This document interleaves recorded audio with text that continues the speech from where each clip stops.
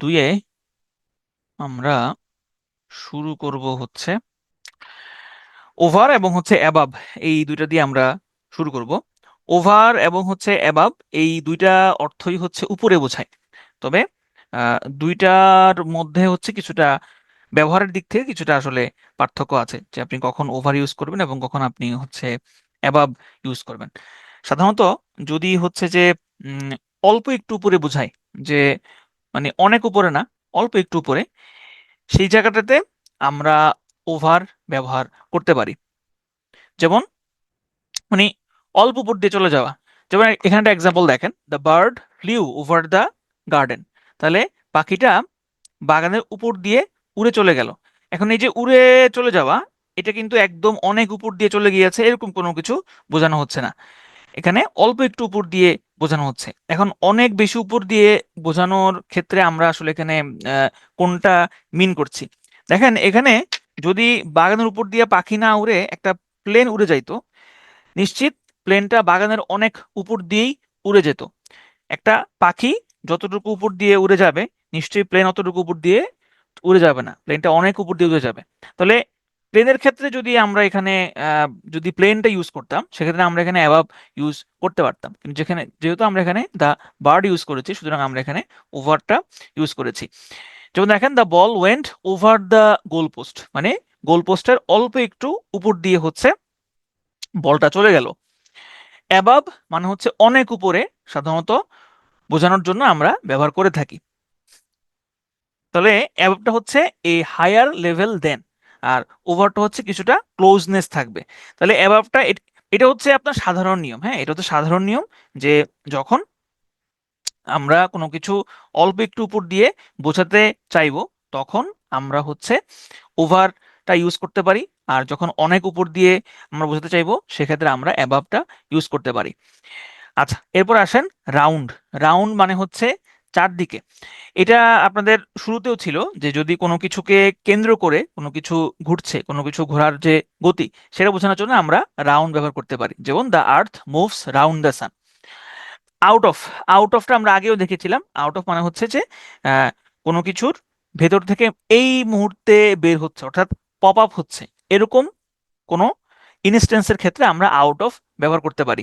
যেমন the rabbit is popping out of the hole, মানে এই মুহূর্তে আপনি দেখছেন যে একটা খরগোশ তার গর্ত থেকে এই মাত্র বের হচ্ছে এবং সে বের হওয়ার মুখে আছে।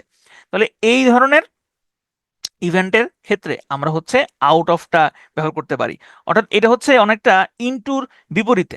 ইনটু যেরকম আমরা দেখেছিলাম যে ভেতরের দিকে সে যাচ্ছে, আর আউট অফ মানে হচ্ছে সে সে ভেতর থেকে বাইরে বের হচ্ছে। যেমন আরেকটা এক্সাম্পল দেখেন, papers are coming out of the printer. তাহলে প্রিন্টার থেকে পেপারগুলো এই মাত্র বের হচ্ছে, এখন বের হচ্ছে। অফ, অফ মানে হচ্ছে অল্প একটু, সামান্য দূরে বোঝানো হয়।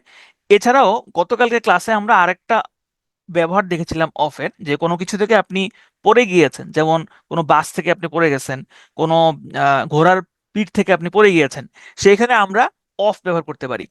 অথবা অফ দিয়ে হচ্ছে কোনো কিছু থেকে অবতরণ করা, ওইটা বোঝানো হয়। অথবা অফ দিয়ে আপনি কোনো কিছুর ডিরেকশনও মিন করতে পারেন। ডিরেকশন মানে কি? ডিরেকশন মানে হচ্ছে, যেমন দেখেন, mother sending me of to school, তার মানে মা আমাকে স্কুলের দিকে পাঠাচ্ছেন। Father went of to work at 7, তার মানে যে বাবা কাজ করতে গিয়েছেন, হ্যাঁ, কাজের উদ্দেশ্যে বের হয়েছেন। তাহলে এই ধরনের ক্ষেত্রে আমরা অফ ব্যবহার করতে পারি। আবার দেখেন আরেকটা এক্সাম্পল এখানে, Charlie fail of his bed last night. তাহলে চার্লি বেড থেকে পড়ে গেল, তাহলে এখানে ফেল অফ দিয়ে পড়ে যাওয়া বোঝানো হচ্ছে। ফ্রম, ফ্রম এটা আমরা একদম শুরুর যেই স্লাইডটা ছিল ওখানে দেখেছি, যে কোনো স্থান থেকে গতি বোঝাতে, যে কোনো একটা স্থান থেকে আপনি আরেক দিকে যাচ্ছেন, অন্য দিকে যাচ্ছেন, সেই ক্ষেত্রে আমরা ফ্রম ব্যবহার করতে পারি।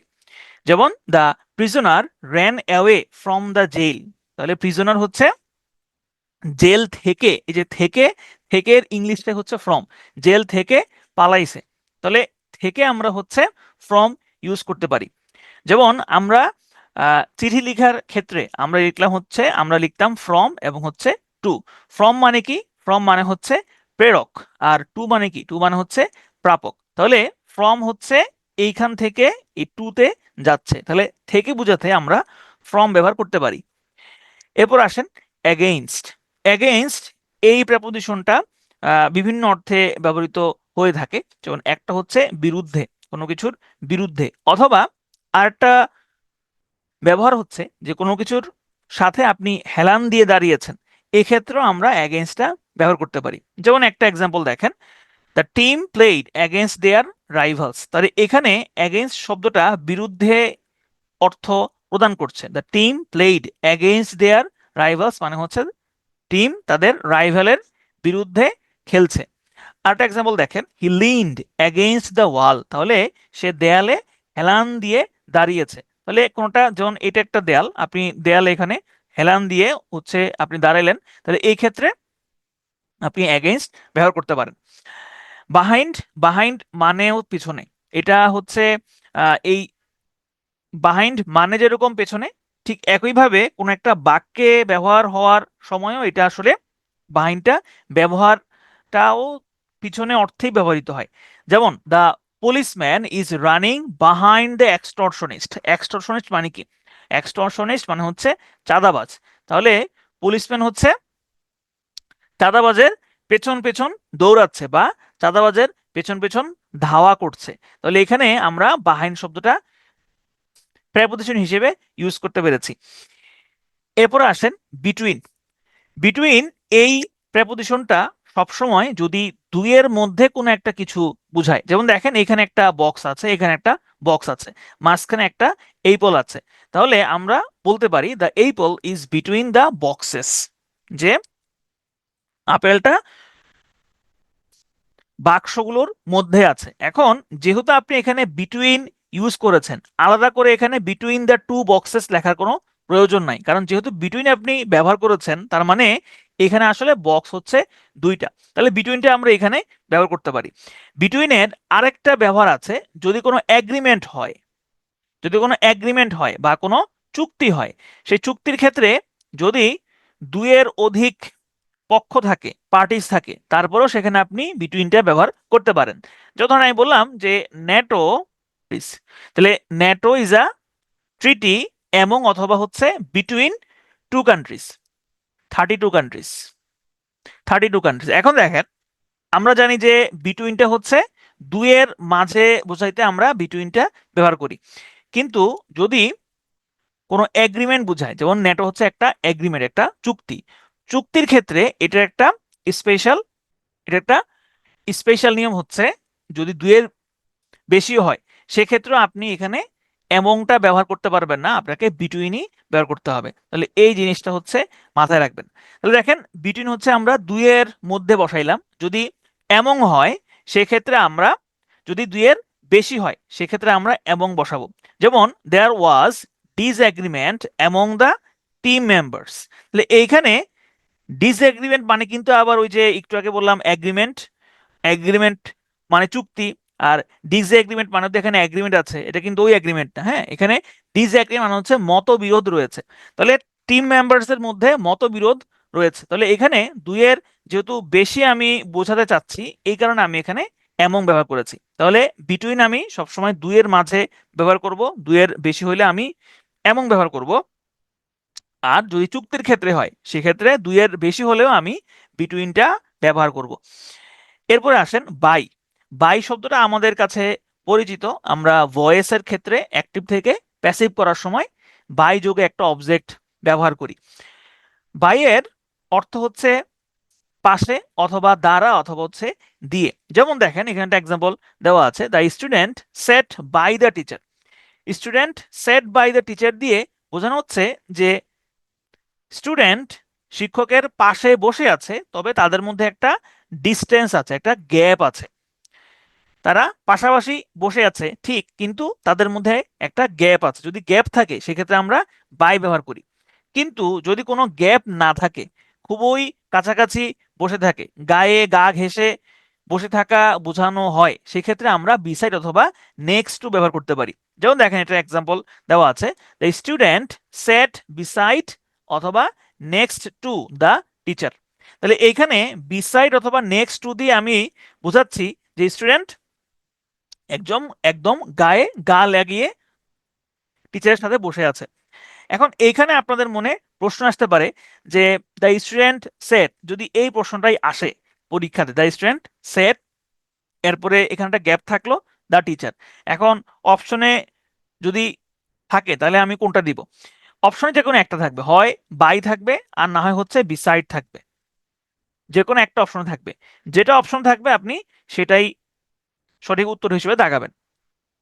তাহলে আমরা গত যেই ক্লাসটা গিয়েছিল প্রেপোজিশন 1 এবং আজকের যেই ক্লাসটা শুরু হয়েছে, এখানে আমরা যেগুলা মোটামুটি পড়লাম সেগুলো যদি আমরা এক নজর একটু মনে করার চেষ্টা করি, যে উপরে বোঝাতে আমরা 3টা প্রেপোজিশন ব্যবহার করেছি, অন, ওভার এবং হচ্ছে অ্যাবাভ। নিচে বোঝাতে আমরা 2টা প্রেপোজিশন ব্যবহার শিখেছি, বিলো এবং আন্ডার। দিকে বোঝাতে টু হয়, থেকে বোঝাতে ফ্রম হয়, আর বাইরে বোঝাতে আউট বসে। আবার বাইরে বের হচ্ছে সেই ক্ষেত্রে আমরা আউট অফ ব্যবহার করতে পারি। কোনো কিছুর মধ্যে আছে বা স্থির অবস্থায় আছে কোনো কিছুর ভেতরে, সেক্ষেত্রে আমরা ইন অথবা ইনসাইড ব্যবহার করতে পারি। ভেতর দিয়ে যাওয়া বোঝাতে আমরা থ্রো ব্যবহার করতে পারি, আবার অ্যাক্রসও ব্যবহার করতে পারি। তবে অ্যাক্রসটা হচ্ছে যে কোনো রাস্তার ভেতর দিয়ে আপনি ক্রস করছেন, সেই ক্ষেত্রে আমরা অ্যাক্রস ব্যবহার করতে পারি। আর কোনো কিছু, কোনো একটা জঙ্গলের ভেতর দিয়ে আপনি ক্রস করছেন, বা কোনো একটা কিছু এক পাশ দিয়ে ঢুকে আরেক পাশ দিয়ে বের হয়ে গিয়েছে, সেই ক্ষেত্রে আমরা থ্রু ব্যবহার করতে পারি। ভিতরের দিকে প্রবেশ বোঝাতে আমরা ইনটু ব্যবহার করেছি, বাইরের দিকে বের হওয়া বোঝাতে আমরা আউট অফ ব্যবহার করেছি, আর দ্বারা বোঝাতে বায়ো ব্যবহার করা যায়, আবার উইথে ব্যবহার করা যায়। এখন আসেন আমরা এবার হচ্ছে আমরা কিছু প্রেপোজিশন শিখবো যেগুলোতে আসলে প্রেপোজিশন মাঝে মধ্যে হয় আবার মাঝে মধ্যে হয় না। যেমন দেখেন এইখানে 2টা বাক্য দেওয়া আছে, he is going to home, he is going home. এখানে যদি প্রশ্ন করা হয় যে এখানে কোন বাক্যটা সঠিক নাকি 2টা বাক্যই সঠিক, এখানে আসলে দেখতে কিন্তু 2টা বাক্যকেই সঠিক বলে মনে হচ্ছে, এখানে ভুল বলে মনে হচ্ছে না। কারণ হলো আমরা he is going to school এই বাক্যটা হচ্ছে সবসময় ব্যবহার করি, he is going to school. তাহলে যেহেতু স্কুলের আগে আমরা টু বসাচ্ছি, সুতরাং এই বাক্যটা আমরা আমাদেরকে ওইভাবেই সঠিক বলে মনে হচ্ছে। হি ইজ গোয়িং হোম, এটাও হচ্ছে শুনতে এটাকে খারাপ মনে হচ্ছে না, হ্যাঁ মনে হচ্ছে এটাও আসলে সঠিক হওয়ার কথা। তবে যেহেতু গোয়িং টু স্কুলের সাথে গোয়িং টু হোমের মিল আছে, সুতরাং হয়তো অনেকেই ভাবতে পারেন যে he is going to home এইটা হচ্ছে সঠিক বাক্য হতে পারে। কিন্তু এখানে আসলে এই he is going to home এই বাক্যটা আসলে ভুল বাক্য। সঠিক বাক্য হচ্ছে হি ইজ গোয়িং হোম। এটা কেন হচ্ছে? এটা হওয়ার কারণ হচ্ছে হোম, হোম, এই হোম শব্দটার পূর্বে প্রেপোজিশন বসে না। হোম শব্দটার পূর্বে আলাদা করে টু বসবে না, বা প্রেপোজিশন সাধারণত বসে না। হোম এবং হচ্ছে হাউসের মধ্যে পার্থক্য জানেন? যে হোম এবং হচ্ছে হাউস, হাউস অর্থ বাড়ি, আবার হোম অর্থ বাড়ি, কিন্তু দুইটার মধ্যে পার্থক্য আছে। হাউস মানে হচ্ছে ধরেন আপনি, এই যে আমরা দেখা যায় যে ঘর বাড়ি ছেড়ে আমরা বাইরে থাকি, কেউ মেসে থাকেন, কেউ হয়তো ফ্ল্যাট ভাড়া করে থাকেন, কেউ হয়তো হোস্টেলে থাকেন, কেউ হয়তো হলে থাকেন। যে যেখানে আছেন সেটা আপনার জন্য হচ্ছে হাউস, ঠিক আছে? কিন্তু হোম মানে হচ্ছে যেখানে আপনার আসল বাড়ি, হ্যাঁ, যেখানে আপনার পরিবার থাকে, হ্যাঁ, সেটাই হচ্ছে আপনার হোম। তাহলে হোমের আগে আমরা টু বসাবো না, হোমের আগে টু আমরা বসাবো না। তবে এখানে ছোট্ট একটা এক্সেপশন আছে, সেই এক্সেপশনটা হচ্ছে যদি হোমের আগে কোনো ফ্রেজ থাকে। ফ্রেজটা কি? যেমন যদি এরকম, যেমন দেখেন এখানে she returned to her father's home, her father's, তাহলে এইটা একটা ফ্রেজ। এই হার ফাদার্স অথবা এই হোমের আগে যদি কোনো পজিটিভ থাকে সেই ক্ষেত্রে আবার হচ্ছে টুটা ব্যবহার করতে পারবেন। কিন্তু হোমের আগে যদি কোনো পজিটিভ বা কোনো ফ্রেজ না থাকে সেই ক্ষেত্রে আপনি টু বসাতে পারবেন না। তো এই ধরনের কিছু শব্দ আছে যেগুলোর আগে কখনো টু বসে না। এই শব্দগুলো হচ্ছে home, here, there, abroad, upstairs, downstairs, now, somewhere. এই শব্দগুলোর আগে কখনোই টু বসে না, এটা খুবই ইম্পর্টেন্ট। মাঝে মধ্যে পরীক্ষাতে বেয়ার প্রেপোজিশন আছে, যে একটা বাক্য দিয়ে দেয় সেখানে শূন্যস্থান থাকে, বলে যে এখানে কোন প্রেপোজিশনটা হবে। তো তখন অপশনে থাকে যে নো প্রেপোজিশন, তাহলে এই শব্দগুলো খেয়াল রাখতে হবে, এই শব্দগুলোর সাথে প্রেপোজিশন হয় না। যেমন he will go to abroad for higher education, তাহলে এটা হচ্ছে একটা ভুল বাক্য, কারণ আমরা একটু আগে দেখেছিলাম অ্যাব্রডের আগে টু হয় না। তাহলে সঠিক হবে he will go abroad for higher education. তাহলে এই দুইটা বাক্যের মধ্যেও হি গোজ টু হোম এটা হচ্ছে ভুল বাক্য, আর সঠিক হচ্ছে হি গোজ হোম। আচ্ছা, এখন আসেন যে বাড়িতে থেকো, স্পেসিফিক এই বাক্যটার ক্ষেত্রে বাড়িতে থেকো, এখানে আমরা স্টে ব্যবহার করতে পারি। এই স্টে শব্দটার সাথে ব্রিটিশরা হচ্ছে এট ইউজ করে, আর আর আমেরিকানরা কোনো এট ইউজ করে না। তাহলে এইটা এই স্টের ক্ষেত্রে কেবল, অন্য কোনো ভার্বের ক্ষেত্রে না কিন্তু। হ্যাঁ, স্টের ক্ষেত্রে, স্টের ক্ষেত্রে আপনি এট হোমও ব্যবহার করতে পারবেন, আবার কোনো প্রেপোজিশন ছাড়াও ব্যবহার করতে পারবেন। তবে যেহেতু আমরা ব্রিটিশ ইংলিশটাই ফলো করি, সেক্ষেত্রে পরীক্ষাতে যদি আসে স্টে, এখানে যদি গ্যাপ থাকে তাহলে আপনি অবশ্যই এট দেখাবেন। এরপরে আসেন যে বাড়িতে আছে, বাড়িতে আছে এটা বোঝাতে আমরা কি এট হোম ব্যবহার করব নাকি হচ্ছে ইন হোম ব্যবহার করব। তাহলে এইখানে দেখেন দুইটা বাক্য দেওয়া আছে, you can not do this in home, তুমি এটা বাড়িতে করতে পারবে না। You can not do do this at home অথবা ইন ইউর হোম। এখানে কোন বাক্যটা আসলে সঠিক? এখানে এক নম্বর যে বাক্যটা আছে এটা হচ্ছে একটা ভুল বাক্য। ভুলের কারণটা হচ্ছে বাড়িতে আপনি কোনো কোনো বাক্যে যদি বোঝায় যে বাড়িতে আপনি আছেন বা বাড়িতে আপনি এটা করতে পারবেন বা ওইটা করতে পারবেন না, এরকম যদি বোঝানো হয়, সেক্ষেত্রে আমরা অ্যাট ব্যবহার করি, at home, you can not do this at home. যেমন আমরা যারা রেসলিং দেখতাম নিয়মিত, তারা হচ্ছে এই ছবিটার সাথে পরিচিত। সেখানে একটা বাক্য লেখা থাকতো, please do not try this at home, এটা বাড়িতে চেষ্টা করো না। তাহলে এখানে আমরা হচ্ছে অ্যাট ব্যবহার করতে পারি, কিন্তু যদি এই হোমের আগে কোনো পজিটিভ থাকে, যেমন এই যে এখানে ইওর আছে, বা এখানে যদি হার থাকতো, হিজ থাকতো, দেয়ার থাকতো, সেক্ষেত্রে আমরা ইন ব্যবহার করতাম। তাহলে এইখানে একটু হচ্ছে সামারি করলে আমরা কি বুঝতে পারি?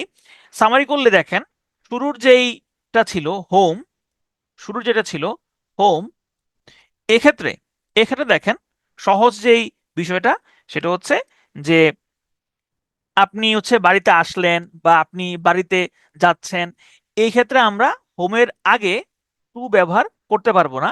কিন্তু যদি কোনো ফ্রেজ থাকে অথবা কোনো শব্দ থাকে, অর্থাৎ কোনো যেমন কোনো পজিটিভ যদি থাকে, সেই ক্ষেত্রে আমরা টু ব্যবহার করব। এটা হচ্ছে এক নাম্বার। দুই নাম্বার হচ্ছে যে আমরা এখানে কিছু শব্দ দেখলাম যেগুলোর আগে কখনোই টু বসবে না, যেমন হোম, হেয়ার, দেয়ার, অ্যাব্রড, আপস্টেয়ার্স, ডাউনস্টেয়ার্স, সামহোয়ার, নাও ইত্যাদি। এরপরে আমরা দেখলাম হচ্ছে কিছু এক্সাম্পল।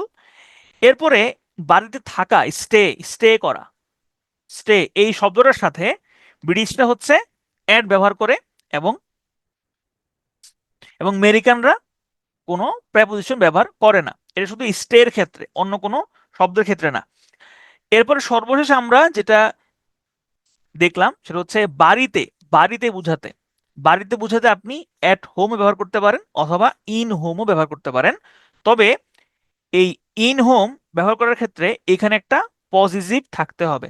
যেমন যদি থাকে ইন ইউর হোম অথবা ইন হার হোম অথবা ইন দেয়ার হোম অথবা ইন মাই হোম, সেক্ষেত্রে আপনি এখানে ইনটা ব্যবহার করতে পারবেন, আর না হয় আপনাকে অ্যাট ব্যবহার করতে হবে। যেমন please do not try this at home. Okay, এরপরে আসেন আমরা দেখবো হচ্ছে অ্যারাইভ এবং হচ্ছে রিচ। অ্যারাইভ মানেও হচ্ছে পৌঁছানো এবং রিচ মানেও হলো পৌঁছানো। তবে দুইটার মধ্যে ব্যবহারের দিক থেকে কিছুটা পার্থক্য আছে। পার্থক্যটা হলো অ্যারাইভের সাথে প্রেপোজিশন বসতে পারে, কিন্তু রিচের সাথে কোনো প্রেপোজিশন বসে না। যেমন আপনি বলতে পারেন the train arrived at the station at 8:15 p.m. তাহলে ট্রেন অ্যারাইভ করলো কোথায়? স্টেশনে পৌঁছলো কয়টা বাজে? পৌঁছলো 8:15 বাজে পৌঁছলো। তাহলে এইখানে অ্যারাইভের পরে আমরা স্টেশনের আগে হচ্ছে অ্যাট ব্যবহার করেছি। আবার যেহেতু নির্দিষ্ট টাইম বোঝাচ্ছে, এই কারণে আমরা এখানে অ্যাট ব্যবহার করেছি। স্টেশন যেহেতু একটা নির্দিষ্ট জায়গা, একটা ছোট জায়গা, সুতরাং আমরা এখানে অ্যাট ব্যবহার করেছি। আবার দেখেন, যদি আপনি বলতেন এইরকম যে Mannan arrived in Dhaka safely, Mannan ঢাকায় নিরাপদভাবে পৌঁছলো, তাহলে এইখানে অ্যারাইভের সাথে যেহেতু ঢাকা একটা বড় শহর, জেলা শহর, শহর, সেক্ষেত্রে আমরা এখানে ইন ব্যবহার করেছি। কিন্তু আপনি যদি এখানে রিচ ব্যবহার করতেন, যেমন I reached the airport in good time, তাহলে এইখানে রিচের সাথে কিন্তু কোনো প্রেপোজিশন হবে না। তাহলে এখানে এই জিনিসটা মাথায় রাখতে হবে যে রিচের সাথে কোনো প্রেপোজিশন হয় না, কিন্তু অ্যারাইভের সাথে হচ্ছে প্রেপোজিশন হয়। তাহলে আমরা একটু রিক্যাপ করে আসি, আমরা এতক্ষণ ধরে কি কি জিনিসগুলো দেখলাম প্রেপোজিশন 2 নাম্বার ক্লাসে। তাহলে আমরা শুরুতে দেখলাম হচ্ছে ওভার এবং হচ্ছে অ্যাবাভ। তাহলে ওভার শব্দটা হচ্ছে দিয়ে ক্লোজনেস বোঝানো হয়, আর অ্যাবাভ শব্দটা দিয়ে হচ্ছে একটু বেশি উপরে বোঝানো হয়। এরপরে আমরা দেখলাম হচ্ছে রাউন্ড। রাউন্ড মানে হচ্ছে কোনো কিছুকে কেন্দ্র করে আর একটা কিছু ঘুরছে, কোনো একটা ঘোরার গতি, এরকম বোঝালে আমরা সেখানে রাউন্ড ব্যবহার করতে পারি। আউট অফ মানে হচ্ছে কোনো কিছু ভেতর থেকে বের হচ্ছে, যেমন আমরা এখানে এক্সাম্পল দেখেছি, the papers are coming out of the printers. Of মানে হচ্ছে এটা সামান্য দূরে বোঝায়, অথবা কোনো কিছু থেকে আপনি পড়ে গিয়েছেন, অথবা কোনো কিছু অন্য কোনো কিছু থেকে বিচ্ছিন্ন হয়ে গিয়েছে, এই ক্ষেত্রে আমরা অফ ব্যবহার করতে পারি। ফ্রমের ব্যবহার খুবই সহজ, কোনো স্থান থেকে গতি বোঝাতে, অর্থাৎ যে স্থান থেকে কোনো কিছু আম, যাত্রা শুরু করলো, সেক্ষেত্রে আমরা ফ্রম ব্যবহার করতে পারি। এগেইনস্ট কোনো কিছুর বিরুদ্ধে অথবা কোনো কিছুর সাথে সংঘর্ষ বোঝায়, অথবা কোনো কিছুর সাথে হেলান দিয়েও দাঁড়ানো বা হেলান দিয়ে থাকাও বোঝানো হয়। বাহাইন্ড মানে হচ্ছে পেছনে। বিটুইন হচ্ছে দুইয়ের মাঝখানে যদি বোঝানো হয়, যে যেমন the Apple is between the boxes, তাহলে সেখানে আমরা বিটুইন ব্যবহার করতে পারি, অর্থাৎ দুইয়ের মধ্যে হলেই আমরা বিটুইন ব্যবহার করব। আর যদি দুইয়ের বেশি হয়, সেক্ষেত্রে আমরা অ্যামং ব্যবহার করব। এখানে একটা বাক্য দেওয়া আছে, divide mangoes between two two boys. ঠিক আছে, তাহলে দুইয়ের মধ্যে বুঝিয়েছে, এখানে আমরা বিটুইন ব্যবহার করেছি। আর যদি দুইয়ের বেশি হয়, সেক্ষেত্রে আমরা অ্যামং ব্যবহার করব। আর এখানে একটা এক্সেপশনাল জিনিস হচ্ছে যে যদি কোনো ট্রিটি হয়, কোনো চুক্তি হয়, সেক্ষেত্রে দুইয়ের বেশি হলেও সেখানে আমরা বিটুইন ব্যবহার করব, অ্যামং ব্যবহার করব না, সেখানে আমরা বিটুইন ব্যবহার করব। ওকে, এরপরে আসেন বাই। বাই দ্বারা হচ্ছে পাশে, অথবা হচ্ছে দ্বারা বা দিয়ে বোঝায়। পাশে বলতে যদি কেউ পাশাপাশি বসে আছে এবং তাদের মধ্যে একটা ফিজিক্যালি একটা গ্যাপ আছে, সেই গ্যাপ বোঝানোর জন্য আমরা বাই ব্যবহার করতে পারি। কিন্তু যদি খুব কাছাকাছি হয় এবং কোনো ধরনের গ্যাপ না থাকে, সেক্ষেত্রে আমরা বিসাইড অথবা নেক্সট টু ব্যবহার করতে পারি। এরপরে আমরা দেখলাম হচ্ছে হোমের ক্ষেত্রে কিছু ব্যবহার আমরা দেখেছি, যে হোমের আগে প্রেপোজিশন টু কখনো ব্যবহার করা যায় না, এবং আরো কিছু শব্দ আছে যেগুলোর পূর্বে কখনোই টু ব্যবহার করা যায় না, যেমন somewhere, here, there, now, downstairs, upstairs, abroad ইত্যাদি। এরপরে আমরা দেখলাম বাড়িতে থাকা, স্টের সাথে ব্রিটিশরা অ্যাট ইউজ করে, কিন্তু আমেরিকানরা কোনো প্রেপোজিশন ব্যবহার করে না। আর বাড়িতে, কেবল বাড়িতে বোঝাতে হোমের আগে যদি কোনো ফ্রেজ থাকে, কোনো পজিটিভ থাকে, সেক্ষেত্রে আপনি ইন ব্যবহার করবেন, আর যদি না থাকে সেক্ষেত্রে আপনি অ্যাড ব্যবহার করবেন, যেমন you can not do this in home, তুমি এটা বাড়িতে করতে পারো না। ওকে, এরপরে আসেন, আমরা দেখলাম হচ্ছে অ্যারাইভ এবং হচ্ছে রিচ। অ্যারাইভ মানেও পৌঁছানো, অ্যারাইভের পরে প্রেপোজিশন বসে। রিচ মানেও পৌঁছানো, কিন্তু রিচের পরে কোনো প্রেপোজিশন বসে না। এরপর আসেন মেড অফ এবং হচ্ছে মেড ফ্রম। মেড অফ এবং মেড ফ্রম এই দুইটার অর্থ আসলে সেম, একই অর্থ প্রকাশ করে। হ্যাঁ, কিন্তু এই দুইটার ব্যবহার হচ্ছে ভিন্ন ভিন্ন, এবং আমি শিওর এইটার ব্যবহার অনেকেই হচ্ছে জানেন, তবে কার কেউ কেউ আছেন যাদের হচ্ছে এই ব্যবহারটা হয়তোবা কিছুটা গুলিয়ে যেতে পারে, যে কখন আমরা অফ বসাই এবং কখন আমরা হচ্ছে ফ্রম বসাই। দেখেন যে কোনো একটা, যেমন ধরেন যে আপনার ধরুন একটা পিঠা। হ্যাঁ, পিঠা আমরা কি দিয়ে আমরা বানাই? পিঠা আমরা হচ্ছে দুধ দিয়ে বানাই, আমরা ডিম দিয়ে বানাই। যেমন ধরেন কেক, কেকের মধ্যে ডিম থাকে, কেকের মধ্যে হচ্ছে দুধ থাকে, কিন্তু কেকটা দেখে আপনি কিন্তু বুঝতে পারবেন না যে এটার মধ্যে কি ডিম আছে নাকি দুধ আছে, কারণ এটার ওই জিনিসটার বোঝা যায় না। আবার ধরেন যে একটা একটা কাপড়, হ্যাঁ, একটা কাপড় যে সুতা দিয়ে তৈরি, সেটা আপনি কিন্তু দেখেই বুঝতে পারবেন যে এই কাপড়টা একটা সুতা দিয়ে তৈরি। তার মানে আমরা আমাদের আশেপাশে যে এই বিভিন্ন জিনিসপত্র আমরা দেখতে পাই, সেগুলোর উপাদানটা কিছু কিছু ক্ষেত্রে আমরা বুঝতে পারি, কিছু কিছু ক্ষেত্রে আমরা বুঝতে পারি না। যদি উপাদানটা বোঝা না যায়, যদি উপাদানটা বোঝা না যায়, সেক্ষেত্রে আমরা মেড ফ্রম ব্যবহার করি। আর যদি বোঝা যায়, সেক্ষেত্রে আমরা অফ ব্যবহার করি। যেমন দেখেন, the table is made of অথবা হচ্ছে ফ্রম উড। তাহলে একটা টেবল যে কাঠ দিয়ে তৈরি বা কাঠ থেকে তৈরি, সেটা কিন্তু আপনি দেখলেই বুঝতে পারবেন। তাহলে এই ক্ষেত্রে আমরা যেহেতু দেখে বুঝতে পারতেছি, সুতরাং আমরা এখানে ফ্রম ইউজ করব না, আমরা এখানে অফ ইউজ করব। The paper is made of অথবা ফ্রম উড। এখানে হচ্ছে আমরা উপাদানটা কিন্তু বুঝতে পারছি না যে একটা কাগজ এটা কি বাঁশ থেকে তৈরি নাকি কাঠ থেকে তৈরি নাকি নল খাগড়া থেকে তৈরি, সেটা কিন্তু আপনি কাগজটা দেখে বুঝতে পারবেন না। যেহেতু আমরা বুঝতে পারছি না, সুতরাং আমরা এখানে ফ্রম ইউজ করব। The paper is made from wood এবং this table is made of wood. আর কিছু আমরা এক্সাম্পল দেখি তাহলে। This table is made of wood, যেহেতু এটা কাঠটা বোঝা যাচ্ছে। The paper is made from wood অথবা ব্যাম্বু, যেহেতু আমরা উপাদানটা বুঝতে পারছি না, সুতরাং আমরা এখানে ফ্রম ব্যবহার করব। এরপর আসেন মেক আউট। মেক আউট মানে হচ্ছে কোনো কিছু বুঝতে পারা, পারসিভ করতে পারা, হ্যাঁ, বা আন্ডারস্ট্যান্ড করতে পারা। যেমন I can not make out what you say. তুমি কি বলছো আমি কিছুই বুঝতে পারছি না। এই মেকের সাথে আরেকটা প্রেপোজিশন হয়, সেটা হচ্ছে মেড আপ অফ। এখানে এই দুইটা প্রেপোজিশনই একসাথে বসে। Make up of, make up অফের পাস্ট ফর্ম হচ্ছে made up of. Make up of বা মেড আপ অফ, এটার আরেকটাও সিনোনিম হয়, সেটা হচ্ছে কনসিস্ট অফ। এই দুইটার অর্থ হচ্ছে গঠিত, গঠিত। যেমন Genoa Sana's family is made up of 181 members, মানে তার ফ্যামিলিটা 181 জন সদস্য দিয়ে তৈরি। তাহলে এখানে মেড আপ অফ আপনি ব্যবহার করতে পারেন, অথবা আপনি এখানে কনসিস্ট অফও ব্যবহার করতে পারেন। এরপরে আসেন মেড ইন। আমরা এখানে মেড দিয়ে অনেকগুলো প্রেপোজিশন দেখছি। মেড ইন, দেখবেন যে জামা কাপড়ের পেছনের কোনো একটা ট্যাগলাইনে লেখা থাকে যে মেড ইন অমুক, মেড ইন চায়না, হ্যাঁ, বা মেড ইন বাংলাদেশ বা মেড ইন হাঙ্গেরি। যেমন নোকিয়া যে ফোনগুলো ছিল, সেই নোকিয়া ফোনগুলোতে লেখা থাকতো মেড ইন হাঙ্গেরি, তার মানে হচ্ছে হাঙ্গেরিতে তৈরি। Walton phone is made in Bangladesh, তাহলে মেড ইন বাংলাদেশ মানে হচ্ছে ওয়ালটন ফোনটা বাংলাদেশে তৈরি। তাহলে আমরা মেক দিয়ে অনেকগুলো অ্যাপ্রোপ্রিয়েট প্রেপোজিশন শিখে ফেললাম। এরপরে আসেন অ্যাবজর্ব।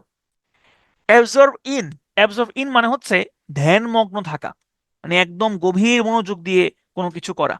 যেমন the man was absorb in his work. Absorb এর হচ্ছে ভুল, তাহলে লোকটি তার কাজে গভীর মনোযোগ দিয়ে করছে, গভীর মনোযোগ দিয়ে তার কাজ করছে। তাহলে the man was absorb in his work, তার মানে হচ্ছে সে একদম ধ্যানমগ্ন হয়ে, হ্যাঁ, গভীরভাবে মনোযোগ দিয়ে তার কাজটি করছে। তাহলে অ্যাবজর্ব ইন মানে হচ্ছে গভীর মনোযোগ দিয়ে কোনো কাজ করা। আমরা দেখেছিলাম যে কোনো একটা রাইডের ক্ষেত্রে, যেমন সাইকেল, বাইসাইকেল, হর্স, এগুলোর আগে আমরা অন বসাই। আবার পায়ে হাঁটা, পায়ে হাঁটা যদি আমরা বোঝাতে চাই, সেক্ষেত্রে আমরা হচ্ছে অন ফুটটা ব্যবহার করব। কিন্তু যদি স্পেসিফিক ভাবে উল্লেখ থাকে খালি পায়ে হাঁটা, যেমন we should go to Shaheed Minar in barefoot, যদি এরকম খালি পায়ে হাঁটা বোঝায়, সেক্ষেত্রে কিন্তু ইন ব্যবহার করতে হবে। অর্থাৎ যদি খালি পায়ে হাঁটা স্পেসিফিক উল্লেখ থাকে, যে যেমন এখানে উল্লেখ আছে বেয়ার ফুট, এখানে স্পেসিফিক ভাবে উল্লেখ আছে, যদি এরকম উল্লেখ থাকে, সেক্ষেত্রে আমরা ইন ব্যবহার করব, আমরা অন ব্যবহার করব না। তাহলে পায়ে হেঁটে গেলে, নর্মাল পায়ে হেঁটে গেলে সেখানে আমরা অন ফুট ব্যবহার করব। যদি খালি পায়ে হেঁটে যাওয়া বোঝানো হয়, সেক্ষেত্রে আমরা ইন বেয়ার ফুট ব্যবহার করব। এরপর আসেন ডিল। ডিল, ডিল শব্দটার সাথে ইন এবং হচ্ছে উইথ দুইটাই ব্যবহৃত হতে পারে। ইনও বসতে পারে আবার উইথও বসতে পারে, তবে দুইটার ব্যবহার হচ্ছে ভিন্ন ভিন্ন। ডিল ইন যদি আমরা বসাতে চাই তাহলে এই ডিল ইন দিয়ে বোঝানো হয় যে ব্যবসা করছে। যেমন হি ডিলস ইন ইয়াবা, তাহলে সে ইয়াবার ব্যবসা করে। কিন্তু যদি আমরা ডিলের সাথে উইথ বসাই সেক্ষেত্রে ডিল উইথটা হয়ে যাবে আচরণ করা বা বিহেভ করা।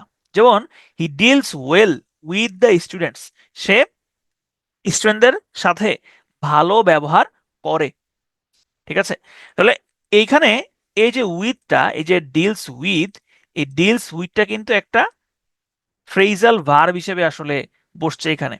কিভাবে এখানে এখানে হচ্ছে ফ্রেজাল ভার্ব হিসেবে এখানে ব্যবহার হইলো, যেমন দেখেন এখানে এই যে এই যে উইথটা হচ্ছে ওয়েলের আগে বসে নাই, ওয়েলের পরে বসছে। ঠিক আছে, আর যদিও এখানে আসলে ওয়েলের আগে যদি বসতো সেক্ষেত্রে আসলে কোনো হচ্ছে মিনিংফুল কোনো কিছু আসলে হইতোও না। তাহলে আমরা ডিল ইন দেখলাম যে ডিল ইন মানে হচ্ছে ব্যবসা করা, আর ডিল উইথ মানে হচ্ছে আচরণ করা। তো ডিল ইন মানে ব্যবসা করা, ডিল উইথ মানে আচরণ করা। এরপরে আসেন প্রাইড। প্রাইডের সাথে হচ্ছে প্রেপোজিশনের ইউজ হয় হচ্ছে দুই রকমের। যেমন একটা হচ্ছে প্রাইড ইন, আর একটা হচ্ছে টেক প্রাইড প্রাইড অন। একটা হচ্ছে প্রাইড অন, আর একটা হচ্ছে টেক প্রাইড ইন। তাহলে এইখানে মেইন ব্যাপারটা হচ্ছে যে যখন আপনি টেক প্রাইড দেখবেন, কোন জায়গাতে যখন আপনি টেক প্রাইড দেখবেন সেক্ষেত্রে অবশ্যই বুঝতে হবে যে টেক প্রাইডের সাথে অবশ্যই ইন হবে। এখন টেক প্রাইড দিয়ে আসলে কি বোঝায়, বা টেক টেক প্রাইড ইন দিয়ে কি বোঝানো হয়? টেক প্রাইড ইন দিয়ে বোঝানো হয় যে আপনি কোনো কিছু নিয়ে সন্তুষ্ট। হ্যাঁ, যেমন ধরেন আপনি বললাম he takes pride in being honest, সে যে সৎ সেটা নিয়ে সে হচ্ছে সে সন্তুষ্ট, বা সে সে নিজেকে নিয়ে সে নিজে গর্ববোধ করে। যেমন বললাম যে we take pride in our culture, তাহলে এখানে মিন করানো হচ্ছে যে আমরা আমাদের সংস্কৃতি নিয়ে হচ্ছে খুবই প্রাউড ফিল করি, আমরা হচ্ছে অনর ফিল করি। তাহলে টেক প্রাইডের সাথে সহজ কথা হচ্ছে টেক প্রাইডের সাথে সবসময় হচ্ছে আমরা ইন ব্যবহার করব। আর যদি প্রাইডের আগে আমরা দেখি যে টেক নাই, ঠিক আছে, প্রাইডের আগে যদি আমরা দেখি যে টেক নাই, শুধু প্রাইড আছে, সেক্ষেত্রে আমরা প্রাইড অন ব্যবহার করব।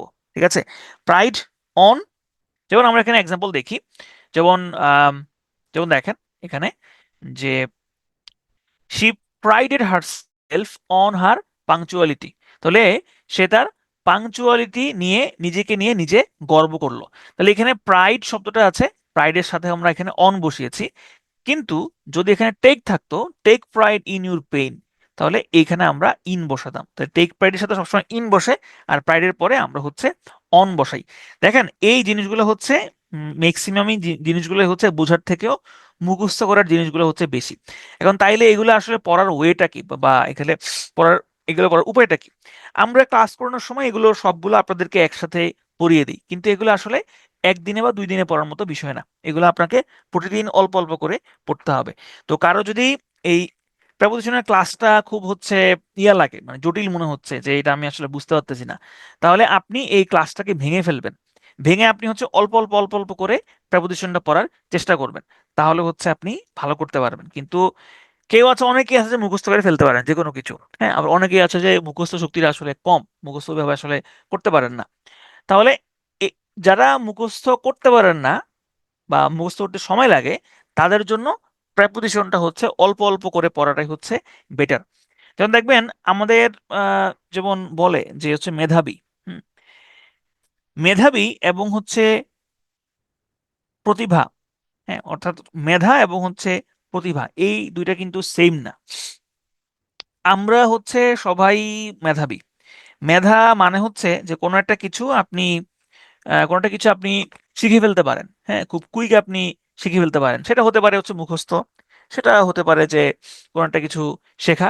শেখার ক্ষেত্রে আপনি হচ্ছে আপনি মেধা আপনার আছে। হ্যাঁ, আপনি আমরা আমরা মোটামুটি সবাই যে কোনো কিছু আমরা শিখে ফেলতে পারি। কিন্তু প্রতিভা, প্রতিভা জিনিসটা হচ্ছে কেমন? ধরেন কেউ একজন ভালো গান গাইতে পারে, কেউ একজন ভালো ছবি আঁকতে পারে, কেউ একজন ভালো গল্প লিখতে পারে।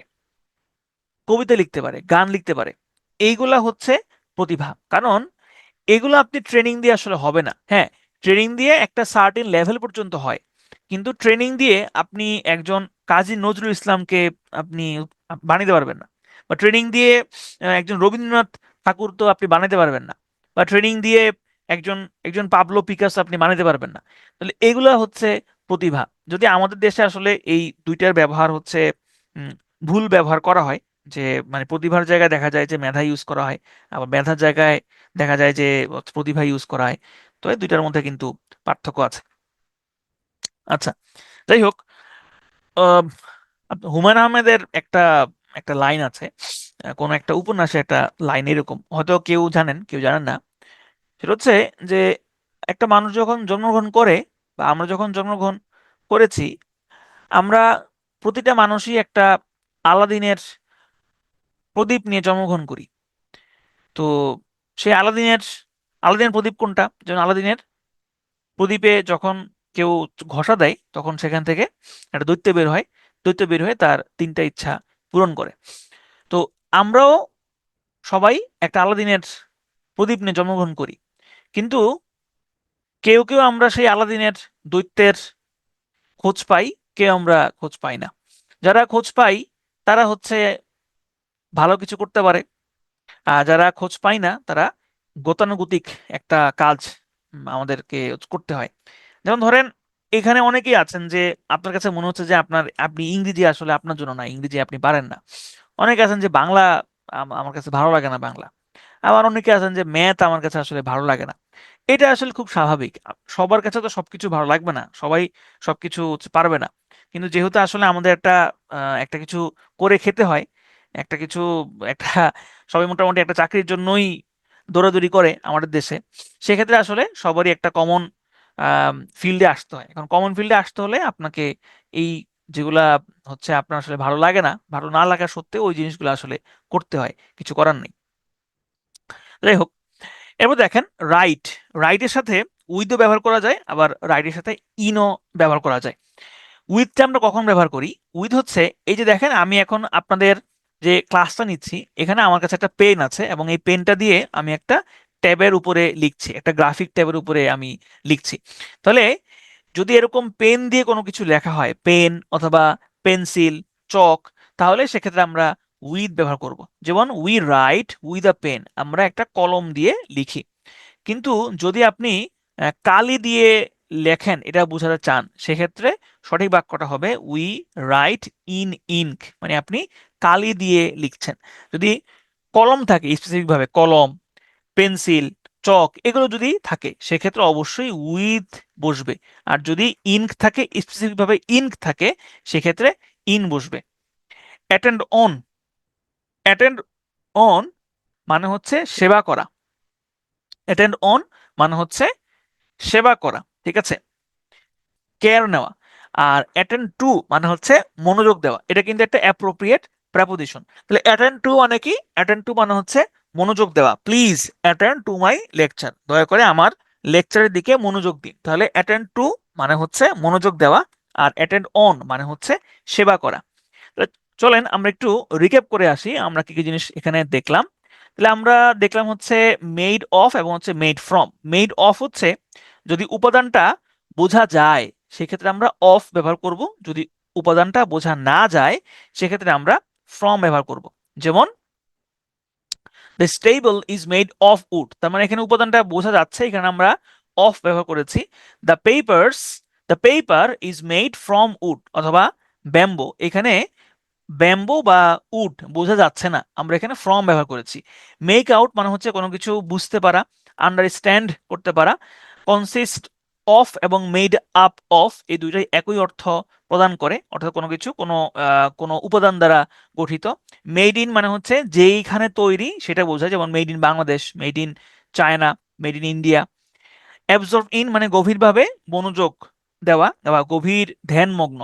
অন ফুট মানে পায়ে হাঁটা, কিন্তু যদি খালি পায়ে বোঝানো হয়, সেক্ষেত্রে হচ্ছে ইন বেয়ার ফুট হয়। তারপরে হচ্ছে ডিল ইন। ডিল ইন মানে হচ্ছে ব্যবসা করা। ডিল উইথ মানে হচ্ছে আচরণ করা। টেক প্রাইডের সাথে ইন হবে, আর প্রাইডের সাথে অন হয়। ইনক যদি থাকে, ইনক কালি, এই শব্দটা যদি উল্লেখ থাকে সেক্ষেত্রে আমরা রাইটের সাথে ইন ব্যবহার করব। আর যদি পেন, পেন্সিল, চক এগুলো উল্লেখ থাকে সেক্ষেত্রে আমরা উইথ ব্যবহার করব। অ্যাটেন্ড টু মানে সেবা করা, আর অ্যাটেন্ড অন মানে হচ্ছে সেবা করা, এবং অ্যাটেন্ড টু মানে হচ্ছে মনোযোগ দেওয়া। আচ্ছা, এরপরে আসেন আমরা দেখব হচ্ছে আরো কিছু অ্যাপ্রোপ্রিয়েট প্রেপোজিশন। দেখেন এই অ্যাপ্রোপ্রিয়েট প্রেপোজিশন গুলা কিভাবে পড়বেন। প্রথম হচ্ছে এই যে এখন ক্লাসটা খুব মনোযোগে সহকারে করেন, একটু মনোযোগ দিয়ে বোঝার চেষ্টা করেন যে আমি আসলে আমি যে বলছি এটা যাতে আপনার সবসময় মাথায় থাকে, এই টার্গেট নিয়ে আপনি ক্লাসটা করবেন। হ্যাঁ, আপনার মাথায় থাকবেন এটা শিওর, কিন্তু যদি আপনি টার্গেটটা করেন যে হ্যাঁ আমার সবকিছু মনে থাকবে, তাহলে আপনার মনে থাকার পার্সেন্টেজটা হচ্ছে বাড়বে।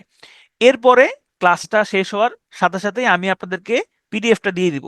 পিডিএফটা সাথে সাথে হচ্ছে 2-3 বার আপনি রিডিং করে ফেলবেন, ঠিক আছে? এরপরে আপনি আপনার সময় সুযোগ মতো আবারও হচ্ছে এই পিডিএফটা রিভাইজ দিবেন, তাহলে হচ্ছে এই জিনিসগুলো মনে থাকার সম্ভাবনা অনেক বাড়বে। ওয়ার্ন অফ এবং হচ্ছে ওয়ার্ন এগেইনস্ট। ওয়ার্ন মানে কি? ওয়ার্ন মানে হচ্ছে সতর্ক করা। তবে যদি কোনো একজন ব্যক্তি বা কেউ একজন যদি নিজে নিজেই বা নিজ থেকে যদি সতর্ক হয়ে যায়, সেক্ষেত্রে আমরা অফ ব্যবহার করব। যেমন দে আর ওয়ার্নড অফ ডেঞ্জার, তারা বিপদ সম্পর্কে অবহিত ছিল বা সতর্ক ছিল। তাহলে এখানে যেহেতু নিজেরাই সতর্ক ছিল, আমরা এখানে অফ ব্যবহার করেছি।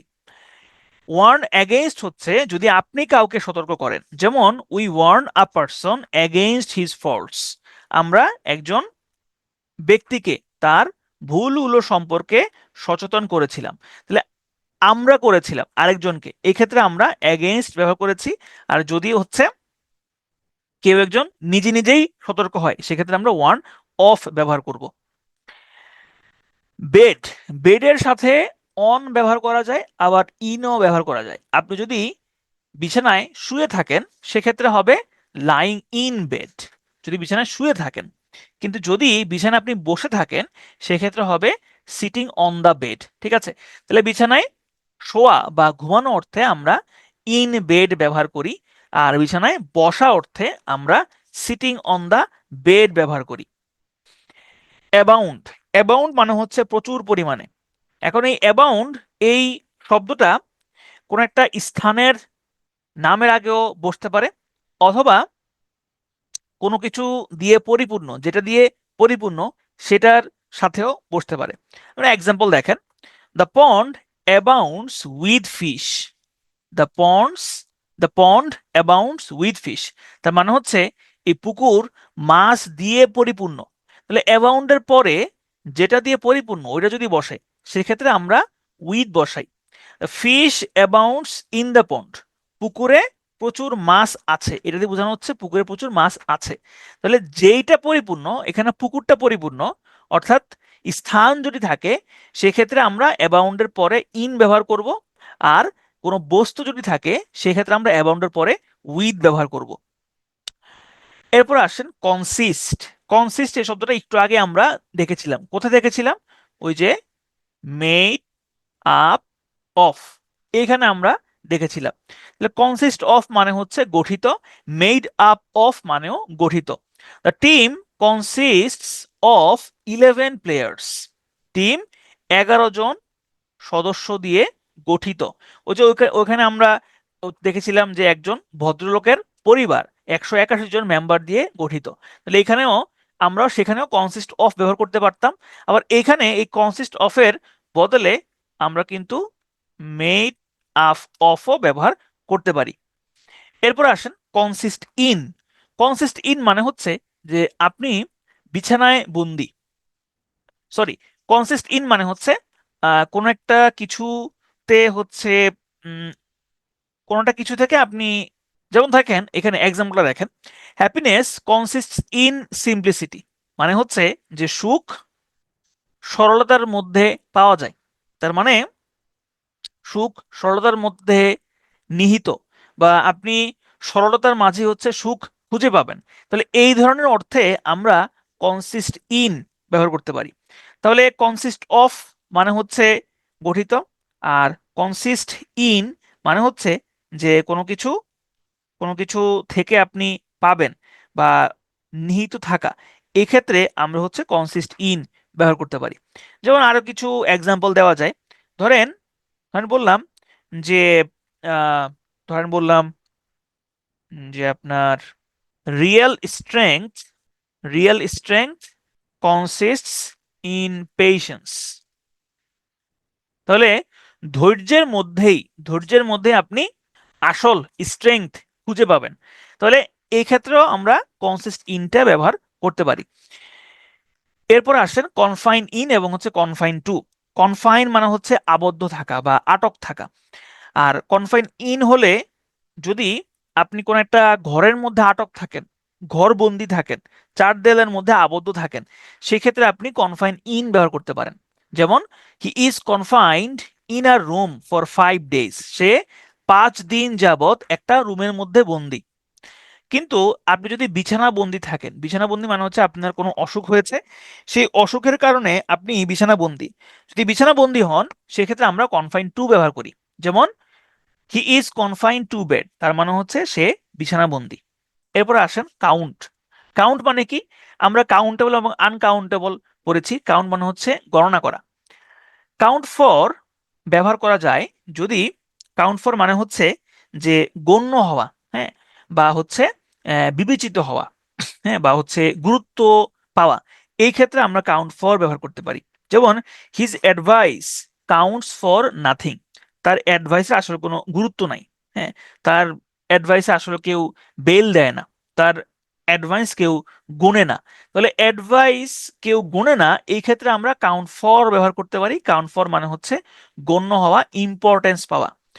আর কাউন্ট আপন অথবা হচ্ছে অন, কাউন্ট অন অথবা হচ্ছে আপন, এই কাউন্ট আপন মানে হচ্ছে বিবেচিত হওয়া, বিবেচিত হওয়া, অথবা হচ্ছে না, কাউন্ট আপন মানে হচ্ছে, সরি, কাউন্ট আপন মানে হচ্ছে নির্ভর করা, হ্যাঁ, ডিপেন্ড।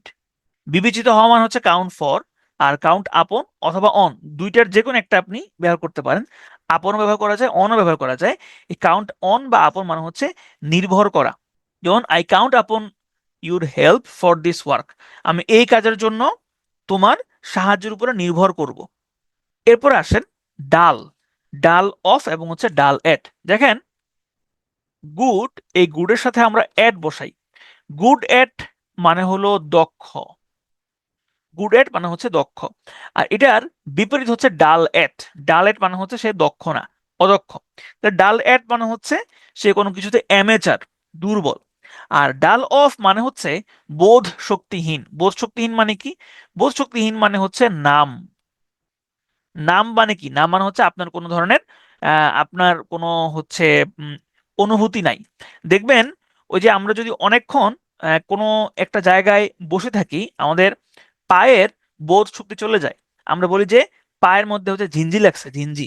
দেখবেন তখন যদি আপনি পায়ের মধ্যে যেখানে এই সমস্যাটা হয়, সেখানে যদি আপনি হাত দেন, দেখবেন যে ওইখানে কোনো আপনি কোনো কিছু ফিল করতে পারবেন না।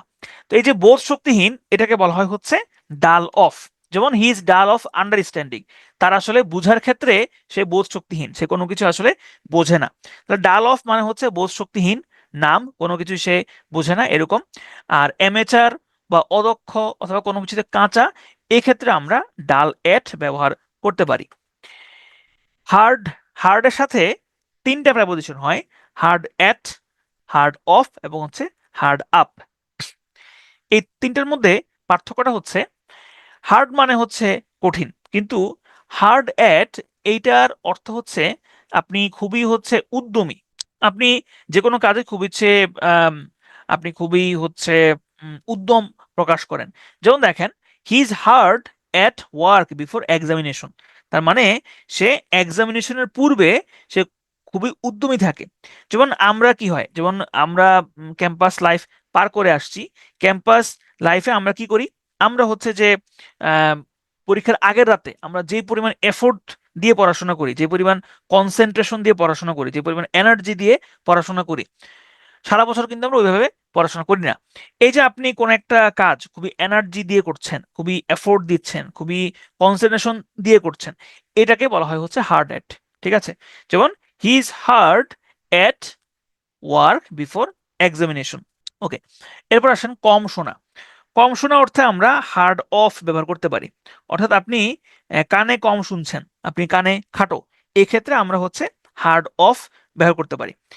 এই হার্ড অফটা আপনার কানে কম শোনা অর্থেও ব্যবহার করা যায়, অথবা আপনি কোনো কিছু হচ্ছে দেখছেন না, বা আপনি হার্ড অফ সিইং, এক্ষেত্রেও কিন্তু ব্যবহার করা যেতে পারে। হ্যাঁ, তবে যদিও এটা আসলে আহ, খুব একটা কমনলি ইউজ হয় না।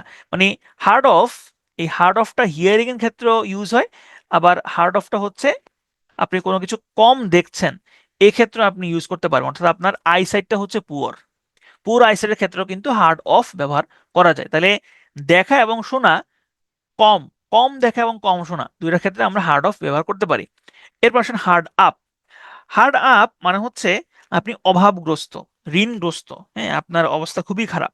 তাহলে এই ক্ষেত্রে আমরা হচ্ছে হার্ড আপটা ব্যবহার করতে পারি। যেমন he is hard up at present, সে বর্তমানে তার অবস্থা আসলে খুবই খারাপ।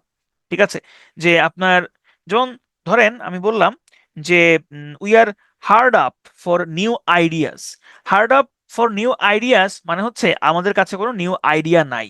ঠিক আছে, তাহলে কোনো কিছু হার্ড আপ মানে হচ্ছে কোনো কিছুর অভাব বোঝানো হয়, বা কোনো কিছু খুবই জরুরি প্রয়োজন বা খুবই ব্যাডলি প্রয়োজন, এক্ষেত্রে আমরা হার্ড আপটা ব্যবহার করতে পারি। এরপর আসেন স্টিল। স্টিল মানে হচ্ছে চুরি করা।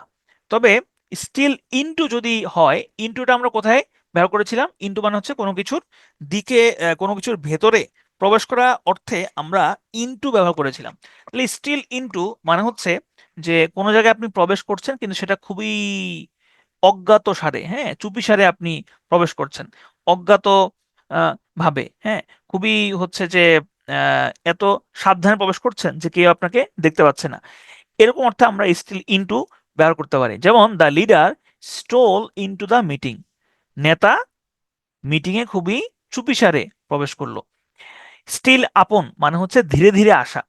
Slow, a slow and gradual changes stole আপন হার, মানে একটা ধীর, একটা পরিবর্তন তার মধ্যে আস্তে আস্তে আসলো।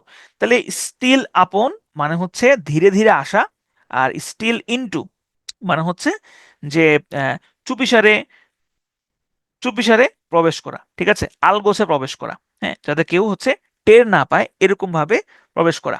ঠিক আছে, যেমন দেখেন এখানে, এখানে আরেকটা আহ, বাক্য দেওয়া যায় খুব সুন্দর। যেমন ধরেন বললাম যে আহ, টাইগারটা তার শিকারের দিকে, টাইগারটা তার শিকারের দিকে খুবই ধীরে ধীরে আসছে, খুবই ধীরে ধীরে আসছে যাতে কেউ বুঝতে না পারে। ঠিক আছে, তাহলে একটা হচ্ছে চুপি চুপি প্রবেশ করা, আর একটা হচ্ছে ধীরে ধীরে আসা। আচ্ছা, এরপরে দেখেন স্টিল ইনটু। স্টিল ইনটু মানে হচ্ছে, এটা আমরা দেখেছি স্টেয়ার, স্টেয়ার মানে হচ্ছে এক দৃষ্টিতে তাকিয়ে থাকা। স্টেয়ার এট মানে হচ্ছে যে এক দৃষ্টিতে তাকিয়ে থাকা, চোখের পলক না ফেলে তাকিয়ে থাকা। আর স্টেয়ার ইন মানে হচ্ছে স্পষ্ট হওয়া।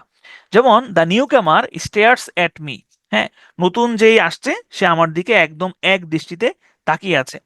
আর স্টেয়ার ইন মানে হচ্ছে স্পষ্ট হওয়া।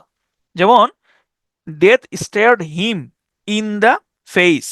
ঠিক আছে, যে আহ, আস্তে আস্তে মৃত্যু তার আহ, তার মুখমণ্ডলে প্রতীয়মান হচ্ছে বা স্পষ্ট হচ্ছে। তাহলে এই ক্ষেত্রে আমরা স্টেয়ার ইনটা ব্যবহার করতে পারি। এরপরে আসেন care of. Take care of, take care of মানে হচ্ছে যত্ন নেওয়া। টেক কেয়ার অফ মানে হচ্ছে যত্ন নেওয়া। এখানে care of, take care of বা হচ্ছে কেয়ার ফর, এখানে দুইটা হচ্ছে প্রেপোজিশন হয়। তো টেক কেয়ার অফ মানে হচ্ছে যত্ন নেওয়া, খেয়াল রাখা। আর কেয়ার ফর মানে হচ্ছে গ্রাহ্য করা বা গুরুত্ব দেওয়া। এই গ্রাহ্য করা বা গুরুত্ব দেওয়া একটু আগে আমরা হচ্ছে আরেকটা জায়গাতেও দেখেছিলাম। সেটা কোন জায়গা? ওই যে কাউন্ট ফর। কাউন্ট ফর অর্থ কিন্তু ছিল গ্রাহ্য করা বা হচ্ছে গুরুত্ব দেওয়া। তাহলে কাউন্ট ফর এবং হচ্ছে কেয়ার ফর দুইটাই কিন্তু আসলে একই অর্থ প্রকাশ করছে। এরপরে আসেন টাকা। টাকা পয়সার লেনদেনের ক্ষেত্রে আপনি সরাসরি ক্যাশের মাধ্যমেও দিতে পারেন, আবার চেকের মাধ্যমেও দেওয়া যেতে পারে। যদি চেকের মাধ্যমে হয় সেক্ষেত্রে আমরা বলি বাই চেক। যদি চেকের মাধ্যমে হয় সেক্ষেত্রে আমরা বলি বাই চেক। আর যদি ক্যাশের মাধ্যমে হয় সেক্ষেত্রে আমরা বলি ইন ক্যাশ। যেমন he paid the bill in cash, সে ক্যাশের মাধ্যমে বিলটা পে করলো। আর যদি আপনি চেকের মাধ্যমে দেন সেক্ষেত্রে হবে she paid the salary by cheque. চেকের বানানটা খেয়াল করবেন, CHEQUE। তাহলে ইন ক্যাশ এবং হচ্ছে বাই চেক, ইন ক্যাশ এবং হচ্ছে বাই চেক। ওকে, আমরা একটু পরে রিকেপ করতেছি। এইবল, এইবল এবং হচ্ছে কেপেবল, এই দুইটার অর্থই কি? দুইটার অর্থ হচ্ছে যে সে সে যোগ্য, হ্যাঁ, সে কেপেবল, সে সামর্থ্যবান। এখন এইবলের সাথে সবসময় হচ্ছে টু বসে, আর কেপেবলের সাথে সবসময় অফ বসে, কিন্তু দুইটার অর্থই আসলে সেম সেম। তাহলে এইবলের সাথে আমরা অলওয়েজ টু বসাবো এবং কেপেবলের সাথে আমরা অলওয়েজ অফ বসাবো।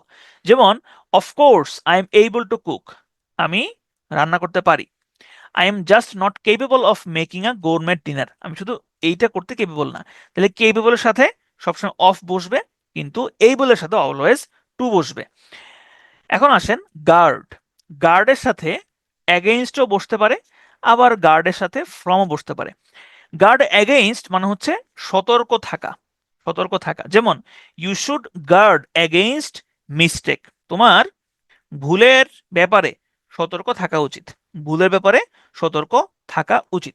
এই সতর্ক থাকা অর্থে আমরা কিন্তু ওয়ার্ন অফও ব্যবহার দেখেছিলাম। ওয়ার্ন অফটা আমরা কখন ব্যবহার করেছিলাম? যদি কোনো ব্যক্তি নিজেই সতর্ক থাকে, সেক্ষেত্রে আমরা ওয়ার্ন অফটা ব্যবহার করব। তাহলে সতর্ক থাকা অর্থে আমরা গার্ড অ্যাগেইনস্ট ব্যবহার করতে পারি, যেমন you should guard against mistake, তোমার ভুল সম্পর্কে সতর্ক থাকা উচিত। তাহলে আমরা এটার সাথে তাহলে আমরা কোনটা মিলাইতে পারি? যেমন আমরা দেখেছিলাম যে ওয়ার্ন অফ এবং হচ্ছে ওয়ার্ন অ্যাগেইনস্ট। ওয়ার্ন অ্যাগেইনস্ট আমরা কখন ব্যবহার করি? ওয়ার্ন অ্যাগেইনস্ট আমরা ব্যবহার করি যে যদি কোনো একজনকে কেউ সতর্ক করে, সেক্ষেত্রে আমরা ওয়ার্ন অ্যাগেইনস্টটা ব্যবহার করেছিলাম। যেমন ওই যে we warn a person against his fault, তাহলে ওখানেও কিন্তু আমরা সতর্ক করেছিলাম। তাহলে এখানেও কিন্তু আমরা হচ্ছে আরেকজনকে সতর্ক করলাম, যেমন you should guard against mistakes. তাহলে এখানে কিন্তু আমরা গার্ডের সাথে অ্যাগেইনস্ট ব্যবহার করেছি। কিন্তু যদি আমরা গার্ড ফ্রম ব্যবহার করি, সেক্ষেত্রে হচ্ছে এখানে অর্থটা ভিন্ন হয়। গার্ড ফ্রম মানে হলো যে কোনো কিছু থেকে রক্ষা করা, হ্যাঁ, প্রিভেন্ট করা। যেমন she guarded the man from danger, সে লোকটিকে বিপদ থেকে রক্ষা করলো। Guarded the man from the danger, তাহলে গার্ড ফ্রম তার মানে হচ্ছে রক্ষা করা। এরপরে আসেন ডাই, ডাই মানে হচ্ছে মারা যাওয়া। এখন এই ডাইয়ের সাথে অনেকগুলা প্রেপোজিশন হয় এবং এগুলোর অর্থ হচ্ছে ভিন্ন ভিন্ন হয়। যেমন দেখেন শুরুতে হচ্ছে ডাই অফ, ডাই অফ মানে হচ্ছে যে কোনো রোগে মারা যাওয়া, কোনো রোগে ভুগে যদি আপনি মারা যান, কেউ যদি মারা যায়, তাহলে হচ্ছে সেখানে আমরা ডাই অফ ব্যবহার করতে পারবো। এছাড়াও রোগ ছাড়াও যদি থার্স্ট বা হচ্ছে আপনার আম, ক্ষুধা, ক্ষুধার কারণে যদি কেউ মারা যায়, সেক্ষেত্রে আমরা ডাই অফ ব্যবহার করতে পারি। যদি হচ্ছে ডাই অফ থার্স্ট, এটা আমরা দেখলাম। যদি কোনো হচ্ছে পিপাসার কারণে হয়, হ্যাঁ, ক্ষুধা বা পিপাসার কারণে, যেমন ডাই অফ থার্স্ট অথবা হচ্ছে ডাই অফ হাঙ্গার। হাঙ্গার হচ্ছে ক্ষুধা আর থার্স্ট হচ্ছে পিপাসা। যদি ক্ষুধা এবং পিপাসার কারণে হয়, সেক্ষেত্রে আমরা ডাই অফ ব্যবহার করতে পারি। যেমন রোগের ক্ষেত্রে বললাম, যেমন ধরেন বললাম যে হি ম্যালেরিয়া, তো সে ম্যালেরিয়াতে মারা গিয়েছিল। এরপর আসেন ডাইফ্রম, ডাইফ্রম হচ্ছে অতিরিক্ত কোনো কিছু করে যদি আপনি মারা যান। যেমন ডাইফ্রম ওভার ইটিং, ডাইফ্রম ডাইফ্রম ওভার ওয়ার্ক, কেউ যদি অতিরিক্ত খেয়ে মারা যায়, অতিরিক্ত কাজ করে মারা যায়, সেক্ষেত্রে আমরা ডাইফ্রম ব্যবহার করতে পারি। ডাই বাই, ডাই বাই হচ্ছে কোনো দুর্ঘটনায় মারা যাওয়া অথবা কোনো সংক্রামক রোগ দ্বারা মারা যাওয়া। দুর্ঘটনায় মারা যাওয়া মানে যেমন ধরেন কোনো একটা অ্যাক্সিডেন্টে কেউ মারা গিয়েছে, সেই ক্ষেত্রে আমরা ডাই বাই ব্যবহার করতে পারি। এছাড়াও যদি কোনো সংক্রামক রোগ হয়, সংক্রামক রোগ মানে কি? সংক্রামক রোগ ধরেন যেমন যেমন কলেরা, কলেরা হচ্ছে একটা সংক্রামক রোগ। তাহলে দুর্ঘটনায় মারা যাওয়া, কোনো হচ্ছে সংক্রামক রোগ, সংক্রামক রোগ যদি হয়, অথবা আহ, কোনো ধরনের সহিংসতা যদি হয়, সহিংসতা ভায়োলেন্স, ভায়োলেন্স যদি হয়, সেক্ষেত্রে আমরা ডাই বাই ব্যবহার করতে পারি। ডাইফর, ডাইফর মানে হচ্ছে ভালো কাজের জন্য মারা যাওয়া, যেমন die for his country, he died for his country, তাহলে ভালো কাজের জন্য মারা গেলে সেখানে ডাই ফর হয়। ডাই ইন মানে হচ্ছে শান্তিতে মারা যাওয়া অথবা হচ্ছে যুদ্ধে মারা যাওয়া, যুদ্ধে মারা যাওয়ার ক্ষেত্রে আমরা ডাই ইন ব্যবহার করতে পারি। এরপর আসেন যে আমরা এটা ছাড়াও আমরা হচ্ছে ডাই অন ব্যবহার করতে পারি। ডাই অন, ডাই অন মানে হচ্ছে ফাঁসির কাষ্ঠে মারা যাওয়া, বা হচ্ছে ফাঁসির কাষ্ঠ ইংরেজি হচ্ছে scaffold. Die on scaffold, scaffold হচ্ছে SCAFFOLD, স্ক্যাফোল্ড। তাহলে ফাঁসির মঞ্চে মারা যাওয়া আমরা এখানে স্ক্যাফোল্ড ব্যবহার করতে পারি। তাহলে ডাই অফ হতে পারে, ডাই ফ্রম হতে পারে, বাই হতে পারে, ফর হতে পারে, এবং ডাই ইনও হতে পারে। তবে আপনি যদি পত্রিকাতে দেখেন, পত্রিকাতে মাঝে মধ্যে হচ্ছে এই ডাইয়ের ব্যবহারটা সবসময় অ্যাকুরেটলি গ্রামাটিক্যালি হয় না। সেখানে মাঝে মধ্যে হচ্ছে দেখা যায় ইনের জায়গায় ফর দিয়ে দিয়েছে, বাইয়ের জায়গায় ইন দিয়ে দিয়েছে, এরকম হয়। তবে এই পত্রিকারটা আলাদা ব্যবহার। এখানে আপনারা যেটা দেখছেন এখন, যে ব্যবহারটা দেখলেন পরীক্ষাতে, আপনারা এইভাবেই, পরীক্ষাতে আসলে এগুলোই আসবে এবং এইভাবে আপনি দাগাবেন। এরপর আসেন এগ্রি উইথ, অন এবং হচ্ছে টু। এগ্রির সাথে এই সবগুলো প্রেপোজিশনই হয়।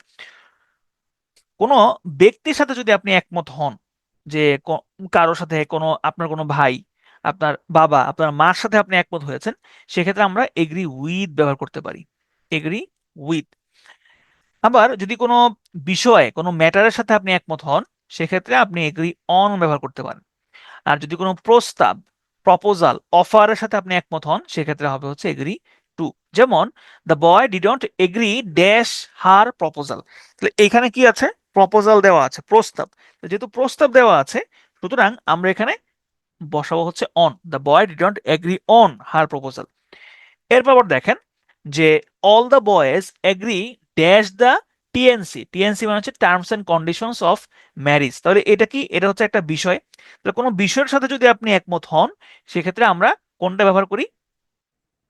সেক্ষেত্রে আমরা হচ্ছে কোনো বিষয়ের সাথে একমত হইলে আমরা সেখানে অন ব্যবহার করি। তাহলে আগেরটা মনে হয় আমি ভুল বলছি, এখানে অন হবে না। কোনো প্রস্তাবের সাথে যদি হয়, সেক্ষেত্রে আমরা টু ব্যবহার করি। প্রপোজাল যদি হয়, সেক্ষেত্রে আমরা টু ব্যবহার করি।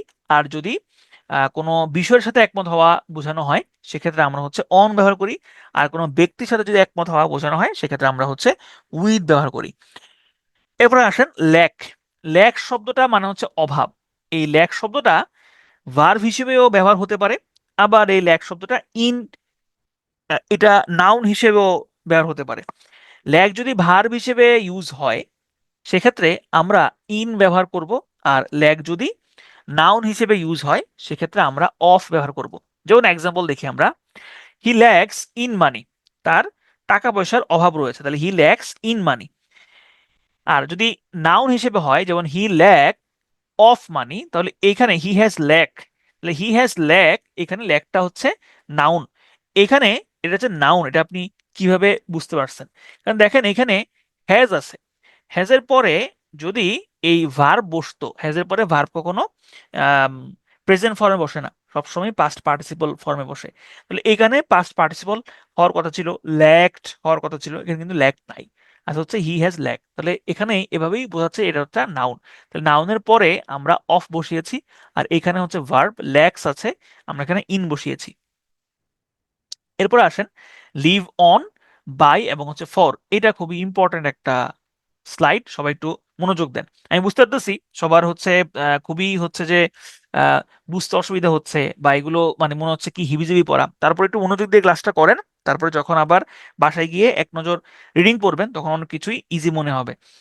লিভ অন, লিভ বাই এবং হচ্ছে লিভ ফর, এই সবগুলোরই হচ্ছে আপনার ভিন্ন ভিন্ন অর্থ আছে। যেমন দেখেন লিভ অন, লিভ অন মানে হচ্ছে বেঁচে থাকা, যে কোনো কিছু খেয়ে টিকে থাকা। যেমন দ্য কাউ লিভস অন গ্রাস, তার মানে যে গরু ঘাস খেয়ে বেঁচে থাকে। যেমন মানে আমি বললাম, একটা এক্সাম্পল দিলাম, হি, সে একটা খুবই ছোট পেনশনের উপরে বেঁচে আছে। তাহলে সে পেনশনের উপরে নির্ভর করে বেঁচে আছে, ঠিক আছে। তারপরে ধরেন বললাম যে সাম এনিমেলস লিভ অন প্ল্যান্টস, তাহলে কিছু এনিমেলস আছে যারা প্ল্যান্টের উপরে বাস করে, আহ প্ল্যান্টের উপরে তারা তারা হচ্ছে টিকে থাকে। তাহলে লিভ অন মানে হচ্ছে কোনো কিছু খেয়ে বেঁচে থাকা। এরপরে আসেন যে লিভ ফর। লিভ ফর মানে হচ্ছে কোনো কিছুর আশায় বেঁচে থাকা, হ্যাঁ, কোনো কিছুর আকাঙ্ক্ষায় বেঁচে থাকা। হ্যাঁ, যেমন ধরেন বললাম আম, যেমন ধরেন বললাম যে মেসি মেসি হ্যাঁ, মেসি হচ্ছে ফুটবলের জন্যই বেঁচে থাকে, বা এটা এই আকাঙ্ক্ষায় বেঁচে থাকে, বা এই আশায় বেঁচে থাকে, বা মেসির মেইন পারপাস হচ্ছে ফুটবল। ঠিক আছে, তাহলে এরকম পারপাস যদি বোঝায়, আকাঙ্ক্ষা যদি বোঝায়, সেক্ষেত্রে আমরা লিভ ফর ইউজ করতে পারি। তাহলে লিভ অন গেল, লিভ ফর গেল। এখন আসেন আমরা দেখব হচ্ছে লিভ বাই। লিভ বাই অর্থ কি? লিভ বাই মানে হচ্ছে যে কোনো কিছুর, ধরেন আপনার কোন একটা হচ্ছে মতবাদের উপরে আপনি আপনি হচ্ছে আপনার আপনার জীবনটা আপনি লিড করছেন। হ্যাঁ, বা কোন একটা আহ, কিছু করে আপনি হচ্ছে বেঁচে আছেন, এই ক্ষেত্রে আমরা হচ্ছে লিভ বাইটা ইউজ করতে পারি। যেমন ধরেন আমি বললাম যে সি অনেস্টি, সে সততার উপরে বেঁচে আছে। সততার উপরে বেঁচে আছে মানে হচ্ছে যে সততাটা তার একটা প্রিন্সিপাল, তার একটা বেঁচে থাকার মটো। ঠিক আছে, আবার ধরেন বললাম যে হি ফিশিং, তার মানে সে মাছ ধরে বেঁচে থাকে। তাহলে মাছ ধরে তার উপরে নির্ভর করে সে বেঁচে থাকে। এই ক্ষেত্রে আমরা হচ্ছে লিভ বাইটা ইউজ করতে পারি। এরপর আসেন ফোনে কথা বলা। এই ফোনে কথা বলাটা খুবই ইম্পর্টেন্ট, পরীক্ষাতে আসতে পারে। ফোনে কেউ একজন ধরেন কথা বলা অবস্থায় আছে, সেই ক্ষেত্রে আপনি বলতে পারেন যে হি ইজ। এখানে বিটা হচ্ছে am, is are was were. তাহলে বি অন দা ফোন মানে হচ্ছে কেউ একজন কথা বলা অবস্থায় আছে। যেমন please do not interrupt your mother while she is on the phone. তোমার মাকে বিরক্ত করো না যখন সে হচ্ছে ফোনে কথা বলা অবস্থায় আছে। তাহলে ফোনে কথা বলা অবস্থা বোঝাতে আমরা হচ্ছে বি অন দ্য ফোন ব্যবহার করতে পারি। Kashem has been on the phone to Sharmin for more than 1 hour. তাহলে কাশেম শারমিনের সাথে 1 ঘন্টা যাবত ফোনে কথা বলা অবস্থায় আছে। তাহলে বি অন দ্য ফোন, এই on the, be on the phone আমরা কথা বলা অবস্থায় আছে এরকম বোঝাতে আমরা বি অন দ্য ফোন ব্যবহার করতে পারি। এখন আসেন যে যদি এই ফোনে কথা বলা অবস্থায় না বুঝিয়ে অন্য কোনো অবস্থা বোঝানো হয়, সেক্ষেত্রে আপনি ফোনের আগে বাই ব্যবহার করতে পারেন, অথবা আপনি ওভার দা ব্যবহার করতে পারেন, ওভার ব্যবহার করতে পারেন। এর কথা হচ্ছে আমরা কোনটার আগে কোনটা ব্যবহার করব। ফোনের আগে যদি দা থাকে, ফোনের আগে যদি দা থাকে তাহলে আমরা ওভার ব্যবহার করব, ওভার দা ফোন। আর ফোনের আগে যদি দা না থাকে সেক্ষেত্রে আমরা বাই ব্যবহার করব। এটাই হচ্ছে নিয়ম। যেমন he invited me over the phone, সে আমাকে ফোনে হচ্ছে কি করলো, ইনভাইটেশন পাঠাইলো। হ্যাঁ, দাওয়াত দিল। এখানে আমি ওভার কেন ইউজ করেছি? কারণ ফোনের আগে দা আছে এই কারণে। আবার দেখেন you can reserve seats over the telephone, এখানে কেন ওভার ব্যবহার করা হয়েছে? কারণ টেলিফোনের আগে দা আছে। তাহলে এরকম যদি দা থাকে সেক্ষেত্রে আমরা ওভার ব্যবহার করব। আর যদি দা না থাকে সেক্ষেত্রে আমরা বাই ব্যবহার করব। যেমন much office work is done by phone, তাহলে এখানে তো দা নাই। দা যদি থাকতো সেক্ষেত্রে আমরা ওভার ইউজ করতাম। ঠিক আছে, তাহলে দেখেন বি ভার্ব, বি ভার্ব যদি থাকে সেক্ষেত্রে আমরা অন দা ফোন ইউজ করি। বি ভার্ব না থাকলে আমরা ওভার দা ফোন অথবা হচ্ছে বাই ফোন ব্যবহার করি। চলেন আমরা একটু রিক্যাপ করে আসি আমরা কি কি জিনিস দেখলাম। তাহলে আমরা এখানে দেখলাম হচ্ছে কি কি, আমরা এখানে কিছু অ্যাপ্রোপ্রিয়েট হচ্ছে প্রেপোজিশন দেখেছি। আমরা দেখলাম হচ্ছে আহ, এখান থেকে রিক্যাপ করি। এইবল টু এবং কেপেবল অফ দুটোর অর্থে হচ্ছে আম, সামর্থ্য আছে, এইবল টু হয় এবং কেপেবল অফ হয়। তারপরে গার্ড এগেইনস্ট মানে হচ্ছে সতর্ক থাকা, গার্ড ফ্রম মানে হচ্ছে রক্ষা করা। ডাই অফ কোনো রোগে মারা যাওয়া, অথবা কোনো থার্স্টে মারা যাওয়া, অথবা ক্ষুধায় মারা যাওয়া। ডাই ফ্রম মানে অতিরিক্ত কোনো কিছু করে মারা যাওয়া। ডাই বাই মানে হচ্ছে দুর্ঘটনায় মারা যাওয়া, সংক্রামক কোনো রোগে মারা যাওয়া, ভায়োলেন্সে মারা যাওয়া। ডাই ফর কোনো ভালো কাজের জন্য মারা যাওয়া। ডাই ইন শান্তিতে মারা যাওয়া অথবা হচ্ছে কোনো যুদ্ধে মারা যাওয়া। ডাই অন মানে হচ্ছে কোনো ফাঁসির কাষ্ঠে মারা যাওয়া। এগ্রি উইথ, এটা আপনি কোন একটা ব্যক্তির সাথে যদি একমত হন সেক্ষেত্রে আপনি এগ্রি উইথ বলতে পারেন। কোন একটা প্রস্তাবের সাথে যদি আপনি একমত হন সেক্ষেত্রে এগ্রি টু বলা যেতে পারে। আর কোনো ম্যাটারের সাথে যদি একমত হওয়া বোঝানো হয় সেক্ষেত্রে আমরা এগ্রি অন ব্যবহার করি। এরপরে আমরা দেখলাম ল্যাক, ল্যাক শব্দটা ভার্ব হিসেবে বসলে সেখানে প্রেপোজিশন হিসেবে ইন ইউজ হয়। যদি ল্যাক শব্দটা নাউন হিসেবে বসে সেক্ষেত্রে প্রেপোজিশন অফ ব্যবহার করা হয়। লিভ অন, লিভ অন মানে হচ্ছে সার্ভাইভ করা, কোনো কিছু খেয়ে বেঁচে থাকা। যেমন the cow lives on grass, আর লিভ ফর মানে হচ্ছে কোনো কিছুর ভালো কিছুর আকাঙ্ক্ষায় বেঁচে থাকা। আর লিভ বাই মানে হচ্ছে কোনো একটা প্রিন্সিপাল ধরে বেঁচে থাকা বা কোনো একটা উদ্দেশ্যকে জীবনের উদ্দেশ্য হিসেবে ধরে নিয়ে বেঁচে থাকা। বি অন দ্য ফোন মানে ফোনে কথা বলা অবস্থায় আছে। আর ফোনের আগে ফোনের যদি বি অন দ্য ফোন অর্থাৎ এম ইজ আর এগুলো না থেকে যদি অন্য কোনো ভার্ব থাকে, সেক্ষেত্রে ফোনের আগে যদি দা থাকে আমরা ওভার ব্যবহার করব। আর যদি দা না থাকে সেক্ষেত্রে আমরা হচ্ছে বাই ব্যবহার করব। ওকে, এরপরে আসেন আমরা দেখবো হচ্ছে ব্লাইন্ড। ব্লাইন্ড মানে হচ্ছে ব্লাইন্ড টু। ব্লাইন্ড টু মানে হচ্ছে আপনার চোখ থাকতে অন্ধ। হ্যাঁ, চোখ থাকতে অন্ধ মানে হচ্ছে যে আমি একটু হচ্ছে আমার স্লাইডটা একটু অফ করেছি, স্লাইডটা আপনার একটু পরে দেখতে পারবেন। ব্লাইন্ড টু মানে হচ্ছে যে চোখ থাকতে অন্ধ। চোখ থাকতে অন্ধ মানে কি, ধরেন হচ্ছে যে ওই যে একটা গান আছে না যে হায়রে কপাল মন্দ, চোখ থাকিতে অন্ধ। তো চোখ থাকতে অন্ধ মানে হচ্ছে দেখেও না দেখা। হ্যাঁ, আমরা এরকম অনেকেই আছি যেটা আমরা হচ্ছে আমরা দেখি কিন্তু দেখেও না দেখার ভান করি। যেমন ধরেন যে এই যে গত সরকারের আমলে এই যে এসালম গ্রুপ বা হচ্ছে আহ, সালমান এফ সালমান এফ রহমান, এরা যে দুর্নীতি করছে, হ্যাঁ, এগুলো তো সরকার জানতো। হ্যাঁ, এরকম না যে এগুলো সরকার জানতো না, এগুলো সরকার জানতো, কিন্তু তারা তারপরে হচ্ছে দেখেও না দেখার ভান করেছে। এই যে দেখেও না দেখার ভান করা, এটাকে আমরা বলতে পারি হচ্ছে ব্লাইন্ড টু। মানে হচ্ছে চোখ আছে কিন্তু চোখ থাকতে হচ্ছে এখানে হচ্ছে দেখেও না দেখার ভান করা। আর আরেকটা আছে হচ্ছে আপনার ব্লাইন্ড অফ। ব্লাইন্ড অফ মানে হলো যে আহ, তার একদম চোখই নাই, হ্যাঁ, সে আসলেই অন্ধ। এক্ষেত্রে আমরা হচ্ছে ব্লাইন্ড অফটা ব্যবহার করতে পারি। তো দেখেন আমরা একটু স্লাইডটা শো করতেছি জাস্ট। আচ্ছা দেখেন, ব্লাইন্ড টুটা আমরা ব্যবহার করি যে চোখ থাকতেও কেউ যদি অন্ধ হয় সেক্ষেত্রে আমরা ব্লাইন্ড টু ব্যবহার করি। যেমন যেমন এখানটা এক্সাম্পলটা দেওয়া আছে, যেমন দেখেন যে it is the curse of the powerful to be blind to their own faults. যারা পাওয়ারফুল তারা নিজেদের ভুলের প্রতি অন্ধ থাকেন। তাহলে ব্লাইন্ড টু মানে হচ্ছে নিজের যে ভুল সেই ভুলের প্রতি অন্ধ থাকা। He is blind of both eyes. Blind of মানে হচ্ছে সে আসলেই অন্ধ, আসলে তার চোখ নাই। হ্যাঁ, তার চোখে কোনো আলো নাই।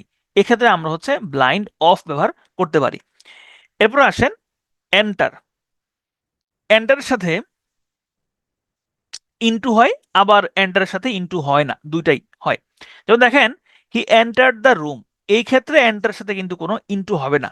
আর কোন রুমে রুমে আপনি প্রবেশ করছেন, এই ক্ষেত্রে এন্টারের সাথে হচ্ছে ইনটু হয় না। হ্যাঁ, কিন্তু যদি সে এই মুহূর্তে রুমে প্রবেশ করছে এটা বোঝানো হয়, যেমন ধরেন আমি বললাম হি ইজ নাও, দেখেন এখানে বোঝানো হচ্ছে যে এই মুহূর্তে সে রুমে প্রবেশ করছে।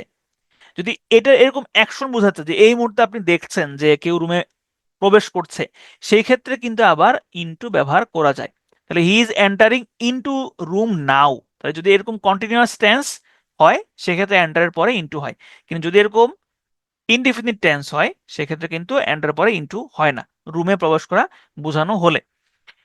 আরেকটা জায়গায় হচ্ছে এন্টারের সাথে ইনটু হয়, সেটা হচ্ছে কোনো চুক্তি কার্যকর করা বা কোনো চুক্তিতে প্রবেশ করা। যেমন Jefferson county enters into agreement for strategic management plan. তাহলে জেফার কাউন্টি হচ্ছে কি করলো, তারা একটা চুক্তিতে প্রবেশ করলো। তাহলে চুক্তিতে প্রবেশ করা বোঝাতে আমরা এন্টার ইনটু ব্যবহার করতে পারি। ডুয়েল অন বা আপন এবং হচ্ছে ডুয়েল ইন। ডুয়েল অন বা হচ্ছে আপন, এটা মানে হচ্ছে কোনো কিছু ডিসকাস করা বা কোনো কিছু আলোচনা করা। ডুয়েল অন বা হচ্ছে ডুয়েল আপন। আর ডুয়েল ইন মানে হচ্ছে বসবাস করা। যেমন হি ডুয়েলড অন পলিটিক্স, সে রাজনীতি নিয়ে আলোচনা করে।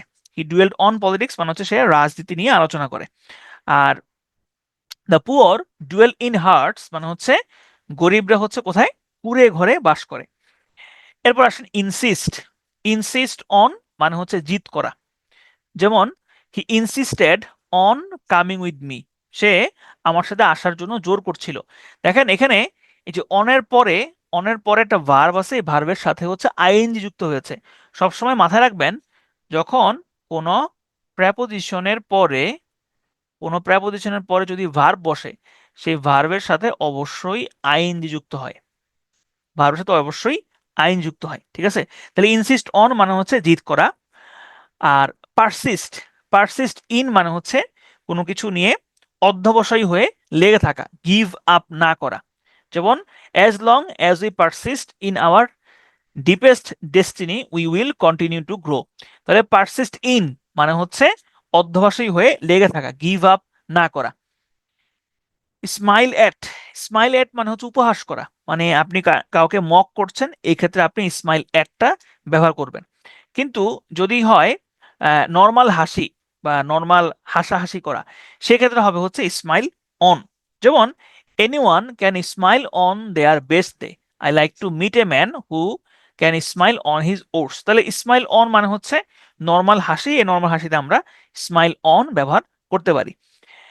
এরপর আসেন জেস্ট অ্যাট এবং হচ্ছে ইন জেস্ট। জেস্ট অ্যাট এটার মানে হচ্ছে যে ঠাট্টা, ঠাট্টা করা, ঠিক আছে। যেমন, এবং এই যে জেস্টটা, এই জেস্ট শব্দটা যদি হচ্ছে মানে জেস্টের পরে যদি প্রেপোজিশন হয় সেক্ষেত্রে আমরা অ্যাট ব্যবহার করি, আর জেস্টের আগে প্রেপোজিশন হইলে আমরা ইন ব্যবহার করি। যেমন যেমন হচ্ছে দেখেন, এক্সাম্পল দেখেন, his jest at everything is not desirable. সবকিছু নিয়ে তার ঠাট্টা, হিজ জেস্ট তার ঠাট্টা, his jest at everything is not desirable, সবকিছু নিয়ে তার ঠাট্টা ডিজারেবল না। He told it in jest. তাহলে দেখেন এই জেস্টের আগে যদি এরকম গ্যাপ থাকে ইন, এখানে আমরা ইন বসাইছি। হি টোল্ড ইট ইন জেস্ট, তার মানে সেটা ঠাট্টার ছলে বলেছিল। ঠিক আছে, আমরা প্রায় শেষ দিকে চলে আসছি, আর একটু কষ্ট করে অপেক্ষা করেন। অকার, অকারের পরে টুও হয়, আবার অকারের পরে ইনও হয়। অকার টু মানে হচ্ছে কোনো কিছু মনে পড়া, হ্যাঁ, রিমেম্বার, মনে পড়া। আর অকার ইন মানে হচ্ছে সংশ্লিষ্ট হওয়া। সংশ্লিষ্ট হওয়া মানে কি? সংশ্লিষ্ট হওয়া মানে হচ্ছে যে কোনো কিছুর সাথে ইনভলভ হওয়া, এরকম অর্থ প্রকাশ করে। যেমন the idea never occurs to me, এই আইডিয়াগুলো কখনোই আমার মনে পড়ে না। তাহলে এখানে অকার্স টু ব্যবহার করা হয়েছে, তার মানে হচ্ছে মনে পড়া, ঠিক আছে। আর অকার ইন মানে হলো কোনো কিছুর সাথে ইনভলভ থাকা, হ্যাঁ, বা প্রাসঙ্গিক থাকা। যেমন this event occurs in Shakespeare's Hamlet, এই ইভেন্টটা শেক্সপিয়রের হেমলেটের সাথে সংশ্লিষ্ট। তাহলে এখানে আমরা অকার ইন ব্যবহার করেছি। এরপর এমবার্ক, এমবার্ক অন এবং হচ্ছে এমবার্ক এট। এমবার্ক অন মানে হলো কোনো কিছু শুরু করা। ধরেন এখানে একটা এক্সাম্পল দিলাম যে পিটুয়ে has embarked on a new venture, Pitu একটা নতুন উদ্যোগ শুরু করেছে, নিউ ভেঞ্চার একটা নতুন উদ্যোগ শুরু করেছে। এই ক্ষেত্রে আমরা এমবার্ক অন দিয়েছি, এমবার্ক অন মানে হচ্ছে নতুন কোনো উদ্যোগ শুরু করা। আর এমবার্ক এট মানে হচ্ছে অবতরণ করা, নামা। যেমন উই এমবার্কড এট দিল্লি, আমরা দিল্লিতে অবতরণ করেছি, ঠিক আছে। আচ্ছা, এখন আসেন কিছু কিছু শব্দ আছে যেগুলোর পরে সবসময় হচ্ছে টু বসে। যেমন দেখেন, একটু পরে আমরা আসতেছি এখানে, এটা একটু পরে মনে আছে। অ্যাপোলজি, অ্যাপোলজি ফর হয়, অ্যাপোলজি টুও হয়। অ্যাপোলজি ফর মানে হচ্ছে যে আপনি কোনো একটা কারণে ক্ষমা চাচ্ছেন, আপনি একটা কোনো দোষ করেছেন, সেই দোষের জন্য, দোষের কারণে আপনি ক্ষমা চাচ্ছেন। আর অ্যাপোলজি টু মানে হচ্ছে সেই দোষের জন্য আপনি যার কাছে ক্ষমা চাচ্ছেন, হ্যাঁ, যার কাছে ক্ষমা চাচ্ছেন সেটা বোঝাতে অ্যাপোলজি টু হয়। যেমন you should ask apology for the error, তোমার ভুলের জন্য, এই এররের জন্য ক্ষমা চাওয়া উচিত। You should ask apology to your wife, তোমার বউয়ের নিকট তোমার অ্যাপোলজি, ক্ষমা চাওয়া উচিত। তাহলে অ্যাপোলজি টু ইউর ওয়াইফ আর অ্যাপোলজি ফর ইরোর, ঠিক আছে। আচ্ছা, এরপর আসেন পরিচিতি। পরিচিতি অর্থে, পরিচিতি অর্থে অথবা হচ্ছে পরিচিতি অথবা হচ্ছে অপরিচিতি, পরিচিতি অথবা অপরিচিতি, অথবা হচ্ছে আপনার উপকারী অথবা হচ্ছে অপকারী, এই ধরনের যত ইংরেজি শব্দ আছে যাদের অর্থ হচ্ছে পরিচিতি অথবা অপরিচিতি, উপকারী অথবা অপকারী, এই সব শব্দের সাথে অলওয়েজ হচ্ছে টু ব্যবহার করা হয়। যেমন familiar to, introduce to, known to, strange to, হ্যাঁ, তাহলে এগুলোর সাথে সবসময় হচ্ছে টু বসবে। এখানে এক্সাম্পল দেওয়া আছে। আবার কোনো কিছু নিয়ে আপনি উদাসীন, কোনো আপনি মনোযোগী না, এক্ষেত্রে হচ্ছে বা অমনোযোগী, এক্ষেত্রে আমরা টু ব্যবহার করতে পারি, যেমন ব্লাইন্ড টু উদাসীন, ক্যালাস টু উদাসীন, deaf to, indifferent to, insensible to, apathetic to, এইগুলোর সাথে আমরা টু ব্যবহার করতে পারি উদাসীন অর্থে। এখানে এক্সাম্পল দেওয়া আছে, এক্সাম্পলগুলো দেখলে আপনি বুঝবেন। যেমন দেখেন এখানে বলেছে he is indifferent to my interest, সে আমার স্বার্থের প্রতি সে উদাসীন। হ্যাঁ, এবার দেখেন he is callous to my suffering, সে আমার ভোগান্তির প্রতি উদাসীন। আবার কোনো কিছু উপকারী বা হচ্ছে অপকারী বা দরকারি বোঝাতেও আমরা টু ব্যবহার করতে পারি, যেমন beneficial to, conducive to, essential to, advantageous to, favourable to, indispensable to, useful to. তাহলে এগুলোর সাথে আমরা টু ব্যবহার করতে পারি, ঠিক আছে। আবার যেটা বললাম যে উপকারী, উপকারী উল্টা হচ্ছে অপকারী, এই অপকারী অর্থেও আমরা কিন্তু টু ব্যবহার করতে পারি, যেমন destructive to, detrimental, fatal, hurtful, injurious, prejudicial. তাহলে এইগুলা হচ্ছে কমন, এই কমনগুলোর সাথে আমরা অলওয়েজ হচ্ছে টু ব্যবহার করতে পারি। এরপরে আসেন যে কোনো কিছুর সাথে লেগে থাকা বা কোনো কিছুর সাথে হচ্ছে ইনক্লুড থাকা, হ্যাঁ, সংলগ্ন থাকা, যুক্ত থাকা, আবদ্ধ থাকা, এক্ষেত্রে আমরা টু ব্যবহার করতে পারি। তাহলে টু এর আমরা অনেকগুলো ব্যবহার দেখলাম। সর্বশেষ হচ্ছে এটা যে আমরা কোনো কিছুর সাথে লেগে থাকা, সংযুক্ত থাকা, হ্যাঁ, আবদ্ধ থাকা, এই ক্ষেত্রে আমরা অলওয়েজ টু ব্যবহার করতে পারি। যেমন addicted to, accustomed to, add to, adhere to, adjunct, attach, cling, close, confined, contagious, keep, lean, stand, take, true, use to. Use to অর্থ হচ্ছে যে কোনো কিছু অতীতের অভ্যাস, এটা আমরা টেন্সে দেখেছিলাম যে অতীতের অভ্যাস বোঝাতে আমরা ইউজ টু ব্যবহার করতে পারি। তাহলে এগুলোর শেষে আমরা অলওয়েজ টু ব্যবহার করবো। তাহলে টু এর ব্যবহারগুলো কি কি আমরা দেখলাম? আমরা দেখলাম অপকারী এবং উপকারী অর্থে আমরা টু ব্যবহার করতে পারি। তারপরে আমরা দেখলাম যে কোনো কিছু দরকারি এবং অদরকারি, সেক্ষেত্রে আমরা টু ব্যবহার করতে পারি। তারপরে হচ্ছে আমরা দেখলাম পরিচিত এবং অপরিচিত, এই ক্ষেত্রে আমরা টু ব্যবহার করতে পারি। এবং সর্বশেষ কোনো কিছুর সাথে লেগে থাকা, হ্যাঁ, কোনো কিছুর সংযুক্ত থাকা, এক্ষেত্রে আমরা টু ব্যবহার করতে পারি। আচ্ছা, এবারে আসেন যে কিছু কিছু শব্দ আছে যেগুলোর সাথে অলওয়েজ হচ্ছে আমরা ফ্রম ব্যবহার করতে পারি, যেমন remote, refrain, exempt, escape, prevent, cease, part from. Part from মানে হচ্ছে বিদায় নেওয়া। Deviate, different, abstain, deter.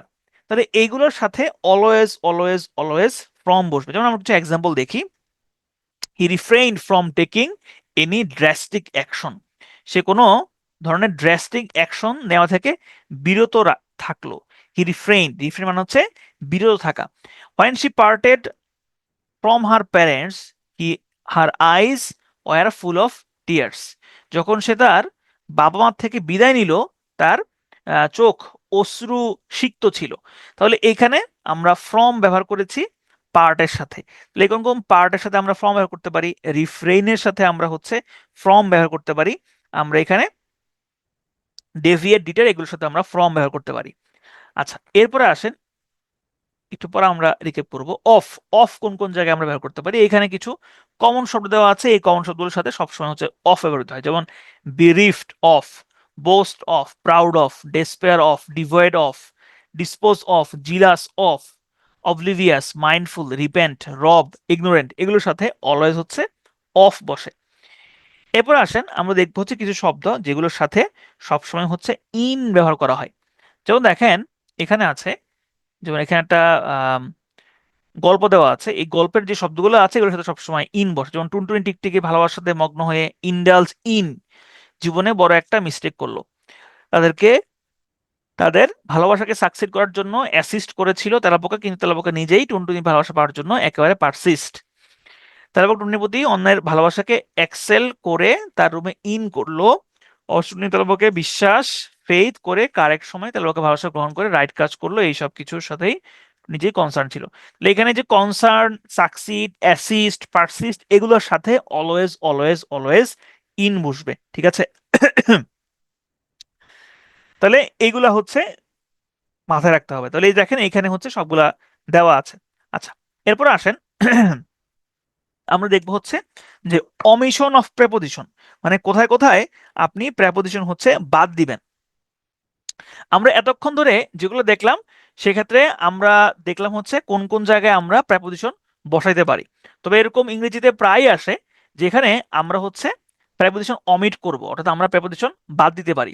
প্রথম কথা হচ্ছে আমরা দেখেছিলাম যে ভার্বের যে প্রকারভেদ, সেখানে আমরা দুই ধরনের ভার্ব দেখেছিলাম, একটা হচ্ছে ট্রানজিটিভ এবং হচ্ছে ইনট্রানজিটিভ। ট্রানজিটিভ মানে হচ্ছে যেখানে কোনো অবজেক্ট বসবে, ট্রানজিটিভ মানে হচ্ছে অবজেক্ট বসবে, আর ইনট্রানজিটিভ মানে হচ্ছে অবজেক্ট বসবে না। ঠিক আছে, সবসময় মাথায় রাখবেন কোনো ট্রানজিটিভ ভার্বের সাথে, অর্থাৎ যেই ভার্বগুলো হচ্ছে আপনার যেই ভার্বগুলোর সাথে অবজেক্ট বসে, ট্রানজিটিভ ভার্ব, ট্রানজিটিভ ভার্বের সাথে কখনোই হচ্ছে প্রেপোজিশন বসবে না। ঠিক আছে, আবার বলছি, ট্রানজিটিভ ভার্বের সাথে কখনো প্রেপোজিশন বসে না। ইনট্রানজিটিভ ভার্বের সাথে অলওয়েজ প্রেপোজিশন বসে। ঠিক আছে, তাহলে আমরা এখানে কিছু এক্সাম্পল দেখি। দেখেন এখানে বলছে I shall meet dash him tomorrow. তাহলে এখানে এই যে মিট, মিট শব্দটা হচ্ছে একটা ট্রানজিটিভ ভার্ব, এটা একটা অবজেক্ট থাকবে। এখানে আমরা বলি যে মিট হিম, ঠিক আছে, তাহলে মিটের পরে হিম বসছে, এখানে হিমটা হচ্ছে মিটের অবজেক্ট। এখানে কিন্তু মিট উইথ হিম বসবে না, যদি আমাদের প্রায় এখানে দেখে মনে হয় যে মিট উইথ হিম হবে। কট, ক্যাচ, ক্যাচের পাস্ট ফর্ম হচ্ছে কট, কট শব্দ হচ্ছে ট্রানজিটিভ ভার্ব। হ্যাঁ, কি কট করবে, কাকে কট করবে, তাহলে এখানে আমরা অবজেক্ট পাবো। তাহলে যেহেতু অবজেক্ট আছে, সুতরাং এটা একটা ট্রানজিটিভ ভার্ব এবং এটার সাথে কখনোই প্রেপোজিশন বসবে না।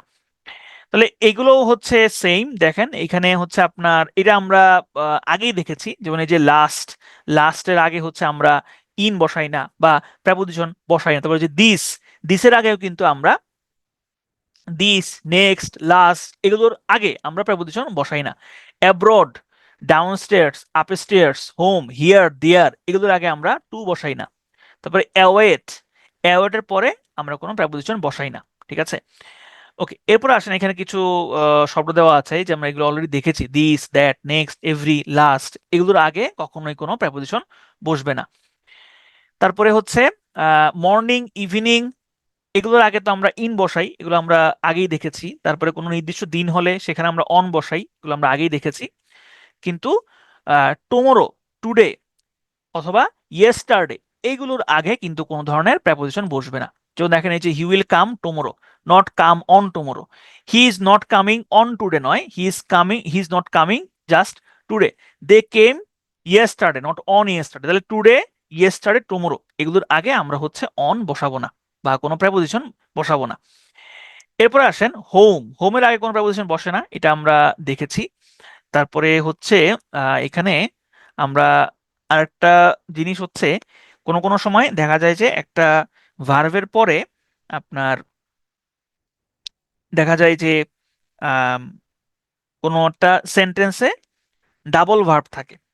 তো যদি ওই ডাবল ভার্বগুলো ইনট্রানজিটিভ হয়, তাহলে ওই ডাবল ভার্বের সাথেই হচ্ছে আপনার ডাবল প্রেপোজিশন বসাইতে হবে, অর্থাৎ একটা ভার্বের সাথে একটা ইন্ডিভিজুয়াল প্রেপোজিশন বসাইতে হবে। যেমন দেখেন এখানে বলছে শি হ্যাজ বিন থিঙ্কিং, কারণ এখানে কোনো প্রেপোজিশন নাই, এখানে ড্যাশ দেওয়া, and waiting dash for you since the morning.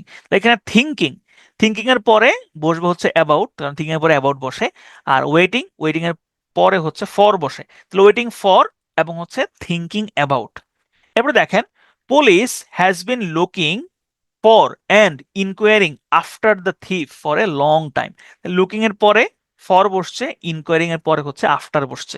মানে হচ্ছে ধরেন এখানে অনেকে এই ভুলটা করে যে লুকিং এর পরে কোনো প্রেপোজিশন দিল না, তারপরে ইনকোয়ারিং এর পরে জাস্ট আফটারটা বসাই দিল, যেটা হচ্ছে ভুল। ঠিক আছে, এরপর দেখেন এখানে বলেছে যে যেসব ট্রানজিটিভ ভার্বের পরে প্রেপোজিশন বসে না, তাহলে এই সমস্ত ট্রানজিটিভ ভার্বের পরে কখনো হচ্ছে প্রেপোজিশন বসে না। ঠিক আছে, আচ্ছা এখানে হচ্ছে আপনার একটা গল্প দেওয়া আছে যে ট্রানজিটিভ ভার্ব, এগুলো পড়লে বুঝবেন।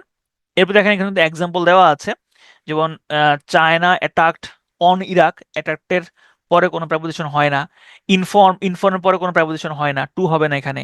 দ্য গ্রুপ কম্প্রাইজেস অফ, দেখেন এখানে কিন্তু অনেকে ভুল করে কম্প্রাইজ, হ্যাঁ, কম্প্রাইজের পরে হচ্ছে প্রেপোজিশন বসে না, কিন্তু যদি হয়তো কনসিস্ট, সেক্ষেত্রে আমরা অফ বসাইতে পারতাম। ঠিক আছে, আচ্ছা তাহলে এখানে কিন্তু এক্সাম্পল দেওয়া আছে, এগুলো এক্সাম্পল দেখলেই মোটামুটি হচ্ছে বুঝতে পারবেন। ঠিক আছে, আচ্ছা আমরা মোটামুটি হচ্ছে আমাদের পড়াশোনার একদম শেষ দিকে চলে আসছি। তাহলে দেখেন এখানে কিছু হচ্ছে এক্সাম্পল দেওয়া আছে, যেমন the walls of our house have been painted dash green. তাহলে পেইন্টের পরে কোনো প্রেপোজিশন হয় না, সঠিক উত্তর হবে নো প্রেপোজিশন। ঠিক আছে, তো এখানে দেখেন আইসের অ্যাকম্পানির পরে উইথ হয় না। তারপরে হচ্ছে যে অ্যাওয়েটস এর পরে কোনো প্রেপোজিশন হয় না। তারপর আসেন এখানে দেখেন মেটের সাথে এখানে উইথ হবে না, এটা হচ্ছে ভুল বাক্য। তারপরে এইখানে দেখেন হচ্ছে যে she reached at the station a little late. তাহলে এখানে রিচের পরে অ্যাট দেওয়া আছে, আমরা দেখেছিলাম অ্যারাইভের পরে অ্যাট হয়, রিচের পরে অ্যাট হয় না। We can never to forget our school days. তাহলে এইখানে উই ক্যান নেভার টু হয় না, উই ক্যান নেভার ফরগেট হয়, নেভার টু ফরগেট হয় না। We shall she will never speak to him. হ্যাঁ, স্পিকের পরে টু হয়, তাহলে এটা হচ্ছে সত্য, সঠিক বাক্য। They met to me last month, met to me হয় না, কারণ মেটের পরে কোনো প্রেপোজিশন হয় না। তাহলে এখানে একটা মাত্র বাক্য হচ্ছে আমার সঠিক বাক্য। তারপরে দেখেন এখানে এখানে উত্তরগুলো হচ্ছে দেওয়া আছে যে কোনটা কোনটা এখানে উত্তর। আচ্ছা, এরপরে দেখেন এখানে দেওয়া আছে it was cold in this morning. তাহলে দিস আছে, এখানে ইন হবে না। I can't await for your payment, এখানে অ্যাওয়েট আছে, ফর হবে না। Please me give my book to tomorrow, তাহলে টুমোরোর আগে এখানে টু হবে না, কারণ টুমোরোর আগে কোনো প্রেপোজিশন হয় না। I saw him to yesterday, এখানেও টু হচ্ছে হবে না। তাহলে এগুলো ছিল আমাদের মোটামুটি পড়াশোনা। চলেন আমরা একটু হচ্ছে রিক্যাপ করে আসি, আমরা এতক্ষণ হচ্ছে প্রেপোজিশন কি কি জিনিস দেখলাম। তাহলে আমরা এখানে আহ, দেখলাম হচ্ছে কিছু কিছু শব্দ আছে যেগুলোর পরে সবসময় হচ্ছে টু বসবে। এছাড়া এই ক্ষেত্রে আমরা এখানে কিছু অ্যাপ্রোপ্রিয়েট প্রেপোজিশন দেখেছি, যেমন হচ্ছে ব্লাইন্ড টু। ব্লাইন্ড টু মানে হচ্ছে কি, ব্লাইন্ড টু মানে হচ্ছে আপনার চোখ থাকতে অন্ধ, আর ব্লাইন্ড অফ মানে হচ্ছে আসলেই অন্ধ, হ্যাঁ, চোখই তার নাই। এন্টারের পরে আমরা সাধারণত ইনটু বসাই না, তবে কিছু স্পেসিফিক ক্ষেত্রে আমরা ইন বসাতে পারি। একটা হচ্ছে যে এই মুহূর্তে প্রবেশ করছে, এরকম বোঝাইলে আমরা ইনটুটা ব্যবহার করতে পারি। আর একটা হচ্ছে কোনো চুক্তিতে প্রবেশ করছে বা চুক্তি করছে, এটা বোঝানোর জন্য আমরা এন্টার ইনটু ব্যবহার করতে পারি। ডুয়েল অন মানে বাস করা, আর ডুয়েল অন মানে আলোচনা করা, ডুয়েল ইন মানে হচ্ছে বাস করা। ইনসিস্ট অন মানে হচ্ছে জিদ করা, আর পারসিস্ট ইন মানে হচ্ছে অধ্যবসায়ী হয়ে লেগে থাকা, গিভ আপ না করা, গিভ ইন না করা। স্মাইল এট উপহাস করা, স্মাইল অন মানে হচ্ছে নর্মাল হাসি। জেস্ট অ্যাট এবং ইন জেস্ট দুইটাই হচ্ছে মজা বা ঠাট্টা, তো জেস্টের পরে যদি প্রেপোজিশন হয় সেক্ষেত্রে অ্যাট বসে, আর আগে যদি হয় সেক্ষেত্রে হচ্ছে ইন বসে। এরপরে অকার টু মানে হচ্ছে মনে পড়ার বা রিমেম্বার, আর অকার ইন মানে হচ্ছে অন্তর্ভুক্ত হওয়া, সংশ্লিষ্ট হওয়া। এরপরে এম্বার্ক অন মানে হচ্ছে নতুন কোনো কিছু উদ্যোগ গ্রহণ করা, এম্বার্ক এট মানে হচ্ছে অবতরণ করা, নামা, কোনো কিছু থেকে নামা। অ্যাপোলজি ফর কারো কাছে কোনো কিছুর জন্য ক্ষমা চাওয়া, কোনো কিছুর জন্য ক্ষমা চাওয়া, এক্ষেত্রে আমরা অ্যাপোলজি ফর ইউজ করি। আর কারো নিকট ক্ষমা চাওয়া, কারো কাছে ক্ষমা চাওয়া, সেক্ষেত্রে আমরা অ্যাপোলজি টু ব্যবহার করি। এরপরে আমরা দেখলাম হচ্ছে পরিচিত, অপরিচিত, উদাসীন, উপকারী, অপকারী, এগুলো অর্থে আমরা হচ্ছে টু ব্যবহার করব।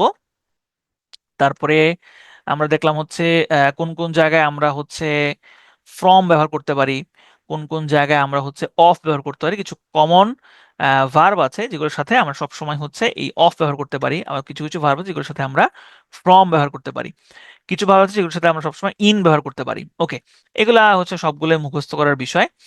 আর বাদ দেওয়ার ক্ষেত্রে আমরা দেখলাম যে দিস, লাস্ট, তারপরে নেক্সট, এগুলোর আগে কোনো প্রেপোজিশন হয় না।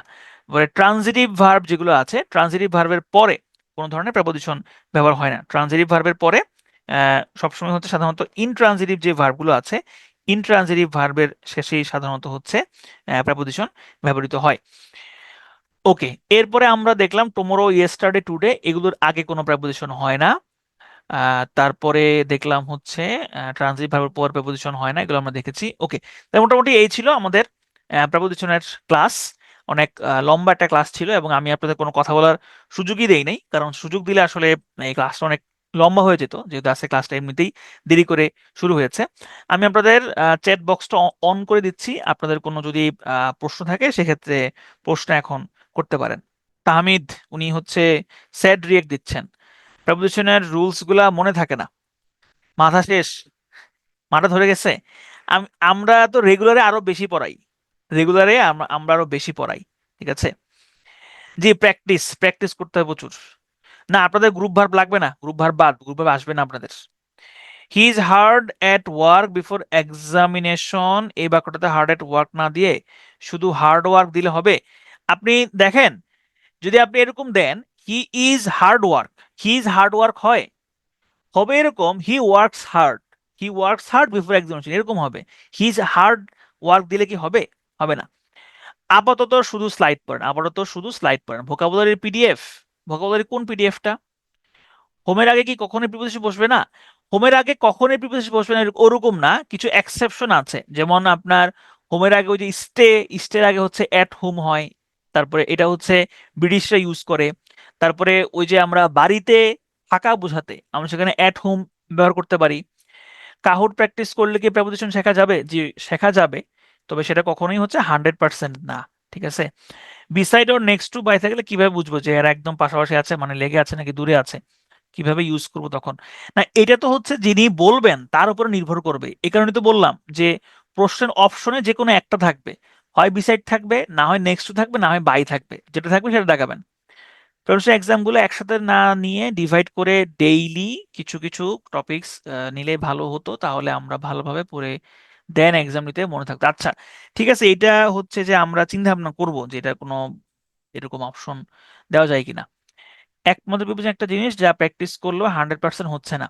না, এটা হচ্ছে আপনার প্র্যাকটিসটা করতে হবে কন্টিনিউয়াস। হ্যাঁ, এখন 100% হবে, তবে সেটা হচ্ছে যে আপনার একবারে হবে না, হ্যাঁ, অল্প অল্প অল্প অল্প করে হবে। ঠিক আছে?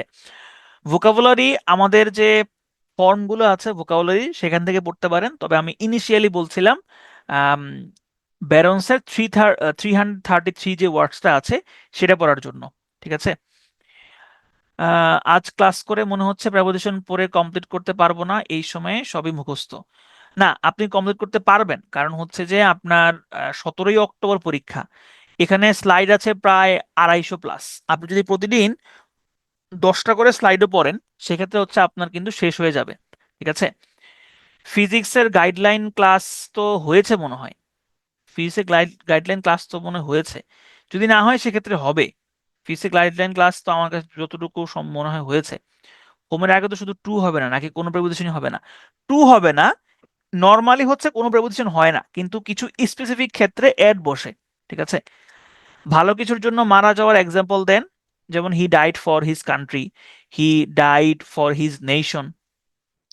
লিভস অন, লিভস বাই, দুইটাতে তো খেয়ে বেঁচে থাকে না।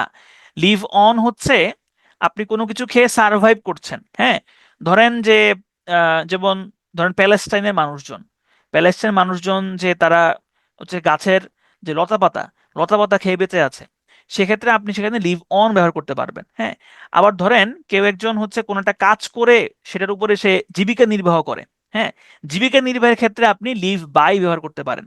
47-এর জন্য কিছু সাজেস্ট করেন, কি সাজেস্ট করব? মানে এখন এটা তো আসলে ধরেন আপনি যদি স্পেসিফিক না বলেন যে আমাকে এই সাবজেক্টে সাজেস্ট করেন বা অমুক সাবজেক্ট বা এখানে কি কি পড়বো, তাইলে আমি বলতে পারি। এখন 47-এর জন্য স্পেসিফিক কি সাজেস্ট করব? এক্সামে নেগেটিভ মার্ক হচ্ছে, প্রিলিতে নেগেটিভ না পাওয়ার উপায় কি? নেগেটিভ হয় হচ্ছে মূলত প্র্যাকটিস কম থাকার জন্য, রিভিশন কম দেওয়ার জন্য। তো এটা আপনার রিভিশনটা বাড়াইতে হবে। আর আরেকটা ব্যাপার হচ্ছে যে নেগেটিভটা হয় আপনার দেখা যায় যে আমাদের মাঝে মধ্যে এটা হয় পরীক্ষার শেষ দিকে আমরা একটু প্যানিকড হয়ে যাই, প্যানিকড হয়ে আমরা বেশি বেশি দাগানোর চেষ্টা করি। বেশি বেশি দাগানোর চেষ্টা করলেই আপনার সেটা ভুল হবে। আবার আরেকটা জিনিস হয়, ধরেন অনেকে মনে করেন যে এটা এটা দাগাই, হ্যাঁ, যদি লাগা যায়। ধরেন আপনার অপশন আপনি কোনোটাই পারেন না, আপনার এই একটা প্রশ্নের উত্তর আপনি শিওরই না, আপনি কোনটা হবে আপনি জানেনই না, কিন্তু সেটা আপনি দাগালেন, আন্দাজে দাগালেন, ওগুলা ভুল হয়।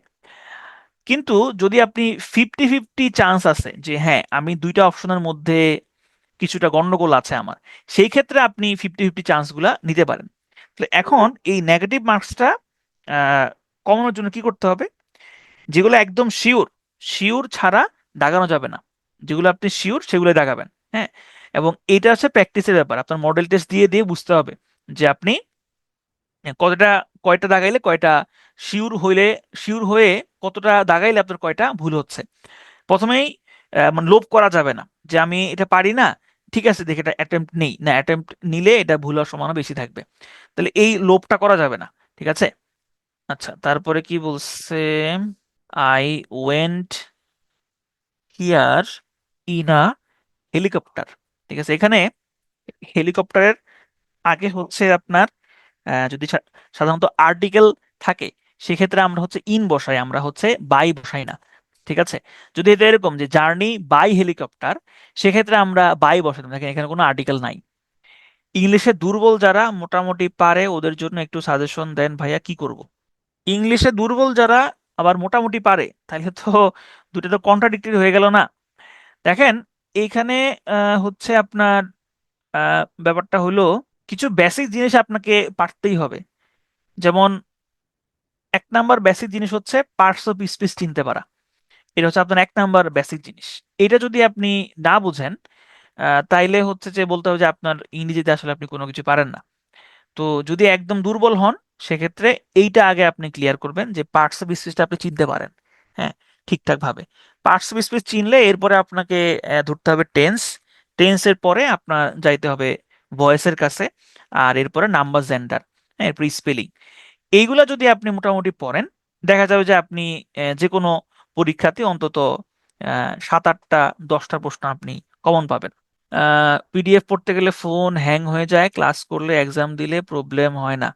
পিডিএফ পড়তে গেলে ফোন হ্যাং হয়, এটা আপনি তো আপনার টেকনিক্যাল টিমের সাথে যোগাযোগ করেন, আসলে এটা আমি জানি না। হিস্টোরির গাইডলাইন হবে বলে মনে হয় না। প্রেপোজিশনাল স্লাইডগুলো পড়লে না, প্রেপোজিশনাল স্লাইডগুলো পড়লে এনাফ না, তবে স্লাইডগুলো পড়লে আপনি একটা কনফিডেন্স পাবেন, এবং এই কনফিডেন্স দিয়ে আপনি মোটামুটি প্রেপোজিশনগুলোর ম্যাক্সিমাম আনসার করতে পারবেন। এবং ম্যাক্সিমাম কত দেখা যাবে যে 70% ক্ষেত্রে আপনি আনসার করতে পারবেন, কারণ প্রেপোজিশন তো আসলে কোনো সীমা পরিসীমা নাই। টু স্কুল হবে, জি টু স্কুল হবে। এক রুলস মনে থাকলেও বাক্যে বুঝতে পারতেছি না কোনটা হবে, ভুল হচ্ছে খুব। দেখেন এই ব্যাপারটা কাটানোর জন্য আপনাকে নিজে নিজে প্র্যাকটিস করতে হবে। হ্যাঁ, নিজে নিজে প্র্যাকটিস করতে হবে বলতে হচ্ছে যে আপনি কোন একটা বাক্যে বসিয়ে দেখতে হবে যে এটা হচ্ছে কিনা। কারণ আপনি একটা প্রেপোজিশন পড়লেন, সেটা দিয়ে আপনি একটা বাক্য গঠন করলেন। এরপরে হচ্ছে একটা প্রেপোজিশন শেষ করার পরে আমাদের যে ওয়েবসাইট থেকে যে প্রশ্ন ব্যাংক আছে, সেই প্রশ্ন ব্যাংকগুলা সলভ করতে হবে, অথবা প্রিভিয়াস যে প্রশ্ন আছে সেই প্রিভিয়াস প্রশ্ন থেকে সলভ করতে হবে। ভোকাবুলারি ব্যারন্স বুক কি, এটা বুঝলাম না। আচ্ছা, ভোকাবুলারি ব্যারন্সে যে 333টা ওয়ার্ড, সেটা আমি মনে হয় আপনাদের কাছে পিডিএফটা দিয়েছি, তারপরেও আপনাদের গ্রুপে পিডিএফটা আবার দিয়ে দিব। মাস্টার বই থেকে কি মাস্টার শুধু বিগত সালের প্রেপোজিশন গুলো পড়লে হবে না? বিগত সালের প্রশ্ন আপনি যদি অ্যাডমিশন টেস্ট ছাড়া পড়েন, তাইলে মোটামুটি হবে। অ্যাডমিশন টেস্ট গুলো পড়েন না, কারণ অ্যাডমিশন টেস্ট গুলো ওগুলো অনেক কঠিন কঠিন, এত কঠিন আসলে চাকরি পরীক্ষা আসে না। প্রাইমারি ক্লাস আছে না, শেষ। আমি নেক্সট প্রাইমারি কোর্সে অ্যাডমিট হব নাকি 50 BCS এর ব্যাচে অ্যাডমিট হলেই কি দরকার ভাই? আপনার প্রাইমারি ব্যাচে যাওয়ার কি দরকার? আপনি 50 ব্যাচে থাকবেন, ওইখান দিয়ে আপনার প্রাইমারি প্রিপারেশন হবে। আলাদা করে প্রাইমারি ব্যাচে আপনি কেন যাবেন শুধু শুধু? স্লাইডে প্রশ্ন ব্যাংক পড়তে, স্লাইড পড়লে আবার প্রশ্ন ব্যাংক পড়লে স্লাইড পড়ার সময় পাই না, কোনটা পড়া বেটার? আপনি দিনে কয় ঘন্টা সময় পান আমি জানি না, তবে আপনার এটা ম্যানেজ করতে হবে, কারণ এই দুইটাই আসলে আপনার পড়া উচিত। হ্যাঁ, এখন একান্তই যদি আপনি সময় না পান, তাইলে ফার্স্ট প্রায়োরিটি হচ্ছে স্লাইড। হ্যাঁ, তবে আপনার দুইটাই পড়া উচিত। দুইটা যদি আপনি পড়তে না পারেন, সেক্ষেত্রে আসলে আপনি পিছিয়ে যাচ্ছেন দিন দিন। এবং এটা আপনার সময় বের করে নিতে হবে আসলে। 47-এর জন্য, ইন্টারন্যাশনালের জন্য একটা সাজেশন দেন। ইন্টারন্যাশনাল একটা সাজেশন দিয়েছি, আমাদের পেজে আপনি পেয়ে যাবেন। ইন্টারন্যাশনাল একটা সুন্দর সাজেশন দিয়েছি আমি। 47 গ্রামারের সাজেশন, গ্রামারের আসলে সাজেশন হয় না। হ্যাঁ, গ্রামারের সাজেশন হয় না কেন? কারণ হচ্ছে ধরেন আমি যদি বলি যে ভাই আপনি আপনি ইন্টারন্যাশনালের এগুলো এগুলো পড়েন, আপনি জাতিসংঘ পড়েন, আপনি ন্যাটো পড়েন, তাহলে এখান থেকে আপনি কমন পাবেন। এটা এটা বলা যায়, কিন্তু ইংরেজির ক্ষেত্রে এটা বলা যায় না, কারণ আপনি গ্রামারে তো ব্যাপারগুলো হচ্ছে প্রায়োগিক জিনিস।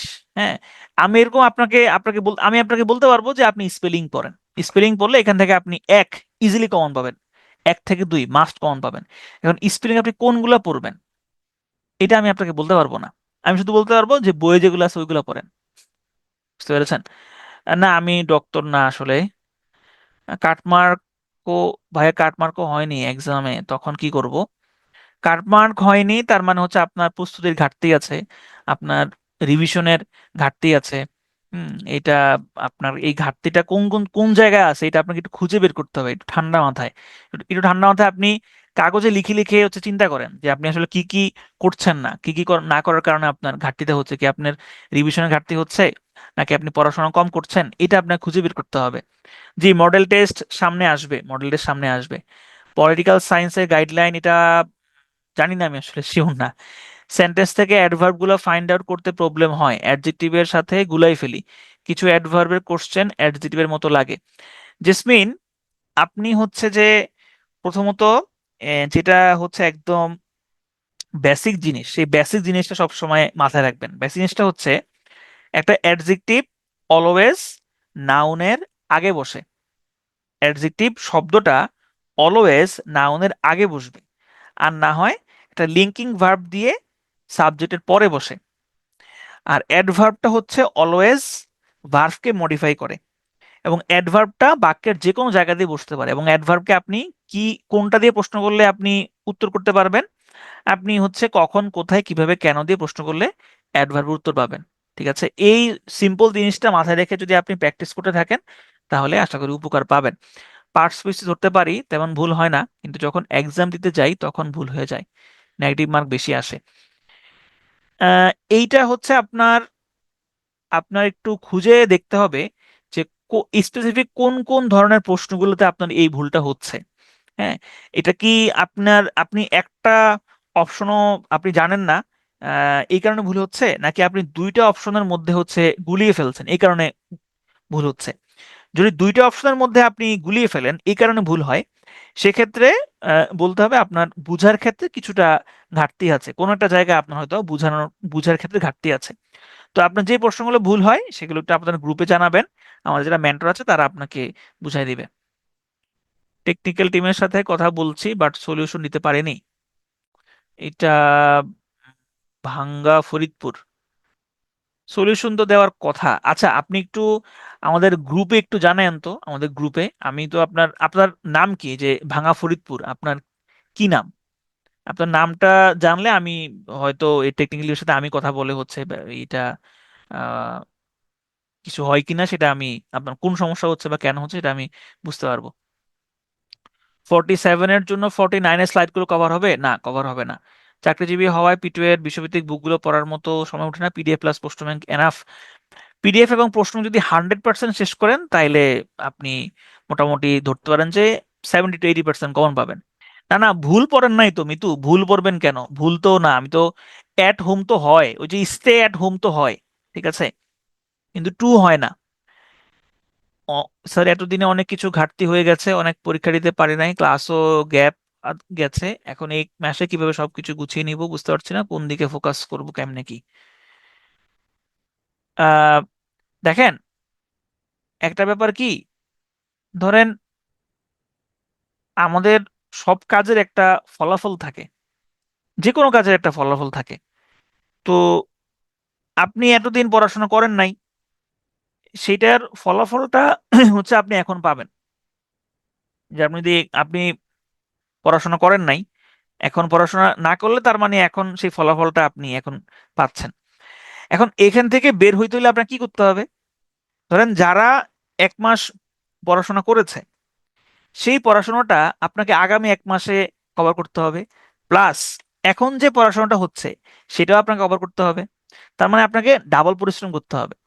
এখন আপনি যদি ডাবল পরিশ্রম করতে না পারেন তাহলে তো আপনি আগের পড়াটা রিকভার করতে পারবেন না, এটাই হচ্ছে স্বাভাবিক, এটাই হচ্ছে আপনার নিয়ম, এটাই ফ্যাক্ট। ঠিক আছে, এখন আপনার একটু ঠান্ডা মাথায় বুঝতে হবে যে আপনার আসলে এই মুহূর্তে আপনার সময় আপনি কেমন পাচ্ছেন বা সময় আপনি কেমন পান পড়াশোনা করার জন্য। এবং দিনের মধ্যে অন্তত এক্সট্রা অন্তত 3 থেকে 4 ঘন্টা আপনি ইফোর্ট দিতে পারবেন কিনা। যদি 3 থেকে 4 ঘন্টা দিনের মধ্যে আপনি এক্সট্রা ইফোর্ট দিতে পারেন, তাইলে প্রিভিয়াস যে পড়াগুলো আছে সেগুলো আপনি শেষ করতে পারবেন। এছাড়া আপনি প্রিভিয়াস পড়াগুলো তো শেষ করতে পারবেন না, কারণ স্পেশালি এমনিতেই পড়াশোনা বেশি। ঠিক আছে, যখনই ভালোভাবে শুরু করি কোনো না কোনো প্রবলেম শুরু হয়ে যায় কিংবা শরীর খারাপ হয়ে যায়। আসলে দেখেন, এই এগুলা আপনার থাকবে, হ্যাঁ, ধরেন এই যে আহ সমস্যা, তারপরে অসুস্থতা, এগুলা নিয়ে হচ্ছে আমাদের জীবন। কিন্তু আপনার যে উদ্দেশ্য, আপনার যে লক্ষ্য, সেখানে আপনাকে স্টিক থাকতে হবে। আমি আমি এটা বুঝি যে এগুলা বললে, বা এই যে আমি বলতেছি, অনেকের এগুলা ভালো লাগবে, কারো কারো ভালো লাগবে না, কিন্তু ফ্যাক্ট ইজ ফ্যাক্ট। ঠিক আছে? ধরেন পরীক্ষার হলে আপনি আপনি গেছেন, হ্যাঁ, আপনি কি আপনার কোনো সমস্যা ছিল নাকি ছিল না? আপনি কি পড়াশোনা করতে পেরেছেন নাকি পড়াশোনা করতে পারেন নাই? পরীক্ষার হলে কি এগুলো ম্যাটার করবে? পরীক্ষা হলে এগুলো ম্যাটার করবে না। যারা পড়াশোনা করেছে তারা হচ্ছে যে ভালো করতে পারবে, যারা পড়াশোনা করে নাই তারা ভালো করতে পারবে না। এখন দেখেন, এখানে হচ্ছে আপনার অপশন থাকে কিছু। অপশন হচ্ছে এরকম, ধরেন আমি আপনাকে জিনিসটা বলি। আমাদের হিউম্যান ব্রেইন, মানে হিউম্যান মাইন্ড কিভাবে কাজ করে, কাজ করে এইভাবে। আপনি পড়াশোনা করতেছেন না, ওকে, কোনো একটা সমস্যা, ঠিক আছে, ওকে। হুট করে আপনার একদিন মনে হবে, হায় হায় রে, আমি তো পড়াশোনা করতেছি না, আমার সামনের মাসে তো পরীক্ষা, এখন আমি কি করব? এখন তো কিছু হবে না। দেখেন, আপনার কিছু হতে পারে, কিছু নাও হতে পারে, কিন্তু এই যে আপনি এই যে এখন যে প্যানিকটা করতেছেন, এই প্যানিকের ফলাফল হচ্ছে নেগেটিভ সব সময়। এটা হচ্ছে এক নাম্বার চিন্তা আপনাকে মাথায় আনতে হবে, যে আমি যে প্যানিক করতেছি, এই প্যানিকের চিন্তাটাই হচ্ছে একদম নেগেটিভ, এবং এটা সবসময় হচ্ছে নেগেটিভ ইফেক্ট দিবে। তাহলে এখন আমি এখানে প্যানিক না করে আমি কি করব? আমি এখন কি করতে পারি? সর্বোচ্চ আমার কোনটা করা সম্ভব? সর্বোচ্চ আপনার পক্ষে যেটা করা সম্ভব সেটা হচ্ছে আপনার যেই এই মুহূর্তে যে সময়টা আছে সেটা ইউটিলাইজ করা, এবং সেটা ইউটিলাইজ করে সম্পূর্ণভাবে হচ্ছে প্রস্তুতিটা নেওয়া। এখন হ্যাঁ, এই মুহূর্তে প্রস্তুতিটা নিলে আপনার প্রস্তুতিটা গ্যাপ থাকতে পারে। এটা স্বাভাবিক, আপনার গ্যাপ থাকবেই, কারণ এত কম সময় আপনি প্রস্তুতি কিভাবে নেবেন? এখন তাহলে আপনার মনে তাইলে উল্টা প্রশ্ন আসতে পারে, তাহলে আমি এখন কষ্ট করে আমার কি লাভ হবে? এখন যদি আপনি কষ্টটা করেন, হ্যাঁ, হয়তো আপনি হচ্ছে 49-এর জন্য আপনি ভালোভাবে প্রিপেয়ার হতে পারবেন না, কারণ ওই সময়টা নাই এখন। হইতে পারবেন যদি আপনি এক্সট্রা এফোর্ট দিতে পারেন, তাইলে হইতে পারবেন। কিন্তু নর্মাল এফোর্ট দিলে এটা হওয়া আসলে সম্ভব না। তাইলে কি হবে? তাইলে উপকারটা পাবেন আপনি সামনে যে প্রাইমারি স্কুলের পরীক্ষা আছে, সামনে যে প্রাইমারি স্কুলের হেড টিচারের পরীক্ষা আছে, আবার হাই স্কুলের সার্কুলার দেওয়ারও কথা আছে, আগামী বছরের শুরুর দিকে 50 পরীক্ষা দেওয়া আছে। ওইগুলোর জন্য আপনি ভালো করতে পারবেন। কিন্তু এখন যদি আপনি যেই সময়টা আছে, এই সময়টাতে আপনি যদি হাল ছেড়ে দেন, যে ঠিক আছে, এই ছাড়িয়ার ভাই বলছে এখানে আমার পক্ষে, আমার দ্বারা সম্ভব না, তাহলে আমি এখন তাহলে পড়াশোনা করে কি লাভ, এখন আমি পড়াশোনা করবোই না, যদি আপনি এরকম এরকম ভাবে চিন্তা করেন, তাইলে আপনি আসলে লুজার হবেন আলটিমেটলি। কারণ তখন আপনাকে আলটিমেটলি আপনি কোনো কিছুই পড়বেন না। আপনার সামনে যে বড় বড় সার্কুলার গুলো আসতেছে, ওগুলো আপনি কোনোটাই ধরতে পারবেন না। ঠিক আছে? মানুষ তো সবকিছু ধরতে পারবে না, এটাই স্বাভাবিক। হ্যাঁ, সুতরাং এখন এই মুহূর্তে যারা বলতেছেন যে আমি কি করব, আমার খুব প্যানিক লাগতেছে, আমি পারবো না, দেখেন, আমি আমি আপনাদেরকে বলতে পারতাম যে এরকম, যে না, আপনি পারবেন, আপনি পারবেন, এই এক মাসের মধ্যে সম্ভব। হ্যাঁ, এই এক মাসের মধ্যে আপনি সব উল্টাই ফেলতে পারবেন। এগুলো আসলে হচ্ছে বায়বীয় কথাবার্তা। এরকম বায়বীয় কথাবার্তা দিয়ে হচ্ছে যে সাময়িক একটা হচ্ছে মোটিভেশন দেওয়া যায়, কিন্তু এগুলো ফ্যাক্ট না। সবসময় হচ্ছে ফ্যাক্ট চিন্তা করতে হবে, যে আসলেই কতটুকু সম্ভব, কতটুকু সম্ভব না। ঠিক আছে? তা আমি বলবো যে যারা একটু পড়াশোনায় পিছিয়ে গেছেন, যদি আপনার এরকম হয় যে আপনি এক মাস পিছিয়ে গেছেন, এখন সামনে এক মাস আছে, এই এক মাসে যদি আপনি এক্সট্রা এফোর্ট দিতে পারেন, তাহলে আপনার পক্ষে ভালো করা সম্ভব।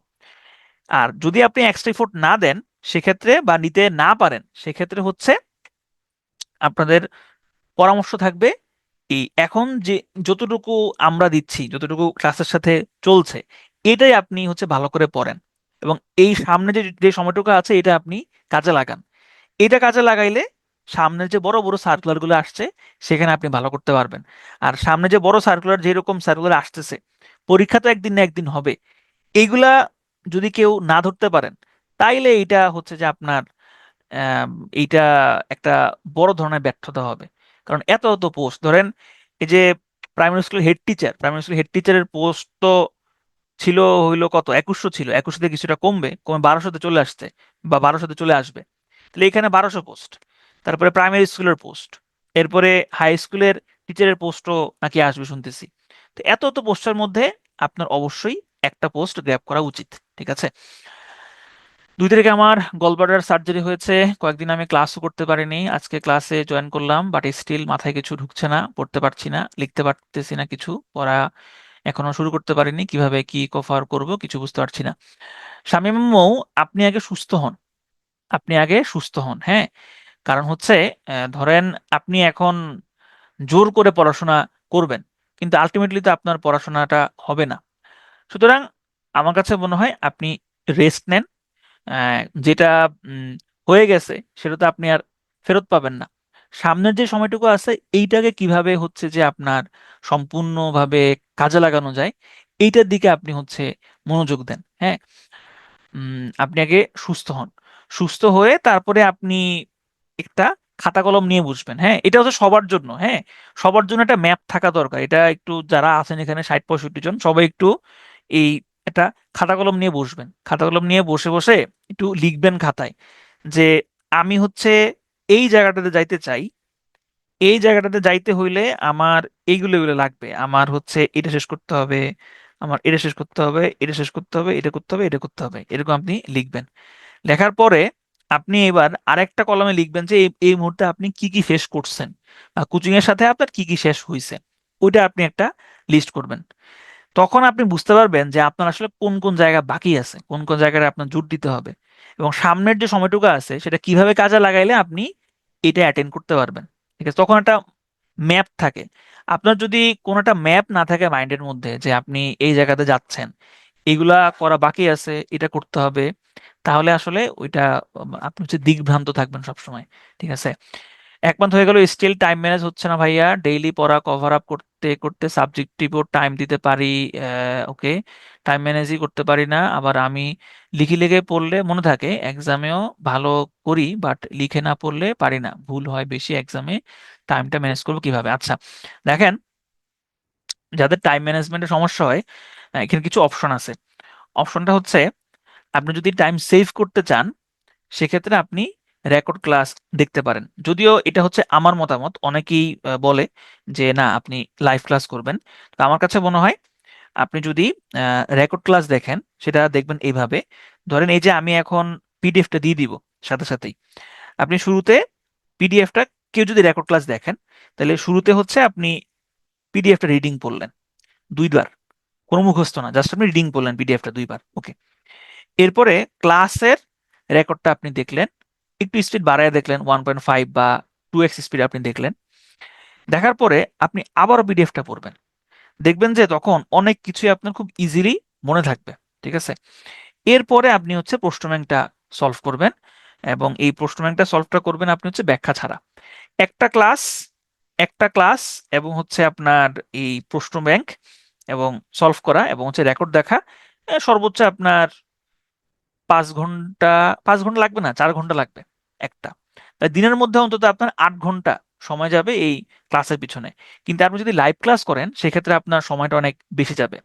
আপনি লাইভ ক্লাস করতেছেন হলো 2 ঘন্টা, তারপরে আবার হচ্ছে দেখা যায় আবারও আপনি এই ক্লাসের রেকর্ড দেখতেছেন, তারপরে পিডিএফ দেখতেছেন, এক্ষেত্রে আপনার সময়টা অনেক বেশি লাগে। ঠিক আছে? এটা হচ্ছে আমার আমার হচ্ছে মানে চিন্তা ভাবনা। যাদের টাইম সেভ যারা করতে চান তারা এইভাবে চাইলে টাইম সেভ করতে পারেন। জি, আরেফিন ভাই ক্লাস নেবেন, আরেফিন স্যার আপনাদের ক্লাস নেবেন, সামনেই ওনার ক্লাস পাবেন। জি অবশ্যই, সবার জন্য দোয়া থাকবে। প্রাইমারিতে অ্যাপ্লাই করতে পারবো না, আমাদের অনার্স এক্সামই শেষ হলো না কিছুদিন, শেষই এক্সামই শেষ হলো কিছুদিন আগে। আপনারা একটু আম, আমি জানি না আপনি কোন প্রতিষ্ঠানে পড়াশোনা করছেন। যদি কোনো পাবলিক বিশ্ববিদ্যালয়ের ছাত্র ছাত্রী হন সেক্ষেত্রে একটু আপনাদের কর্তৃপক্ষের সাথে যোগাযোগ করেন, যাতে করে আপনার রেজাল্টটা তাড়াতাড়ি দিয়ে দেয়। কারণ এখনো তো প্রাইমারি সার্কুলার দেয় নাই। সার্কুলার দিলে, সার্কুলার দিলে যদি দেখেন যে আপনার রেজাল্ট হয়ে গেছে তাহলে তো আপনি আবেদন করতে পারবেন।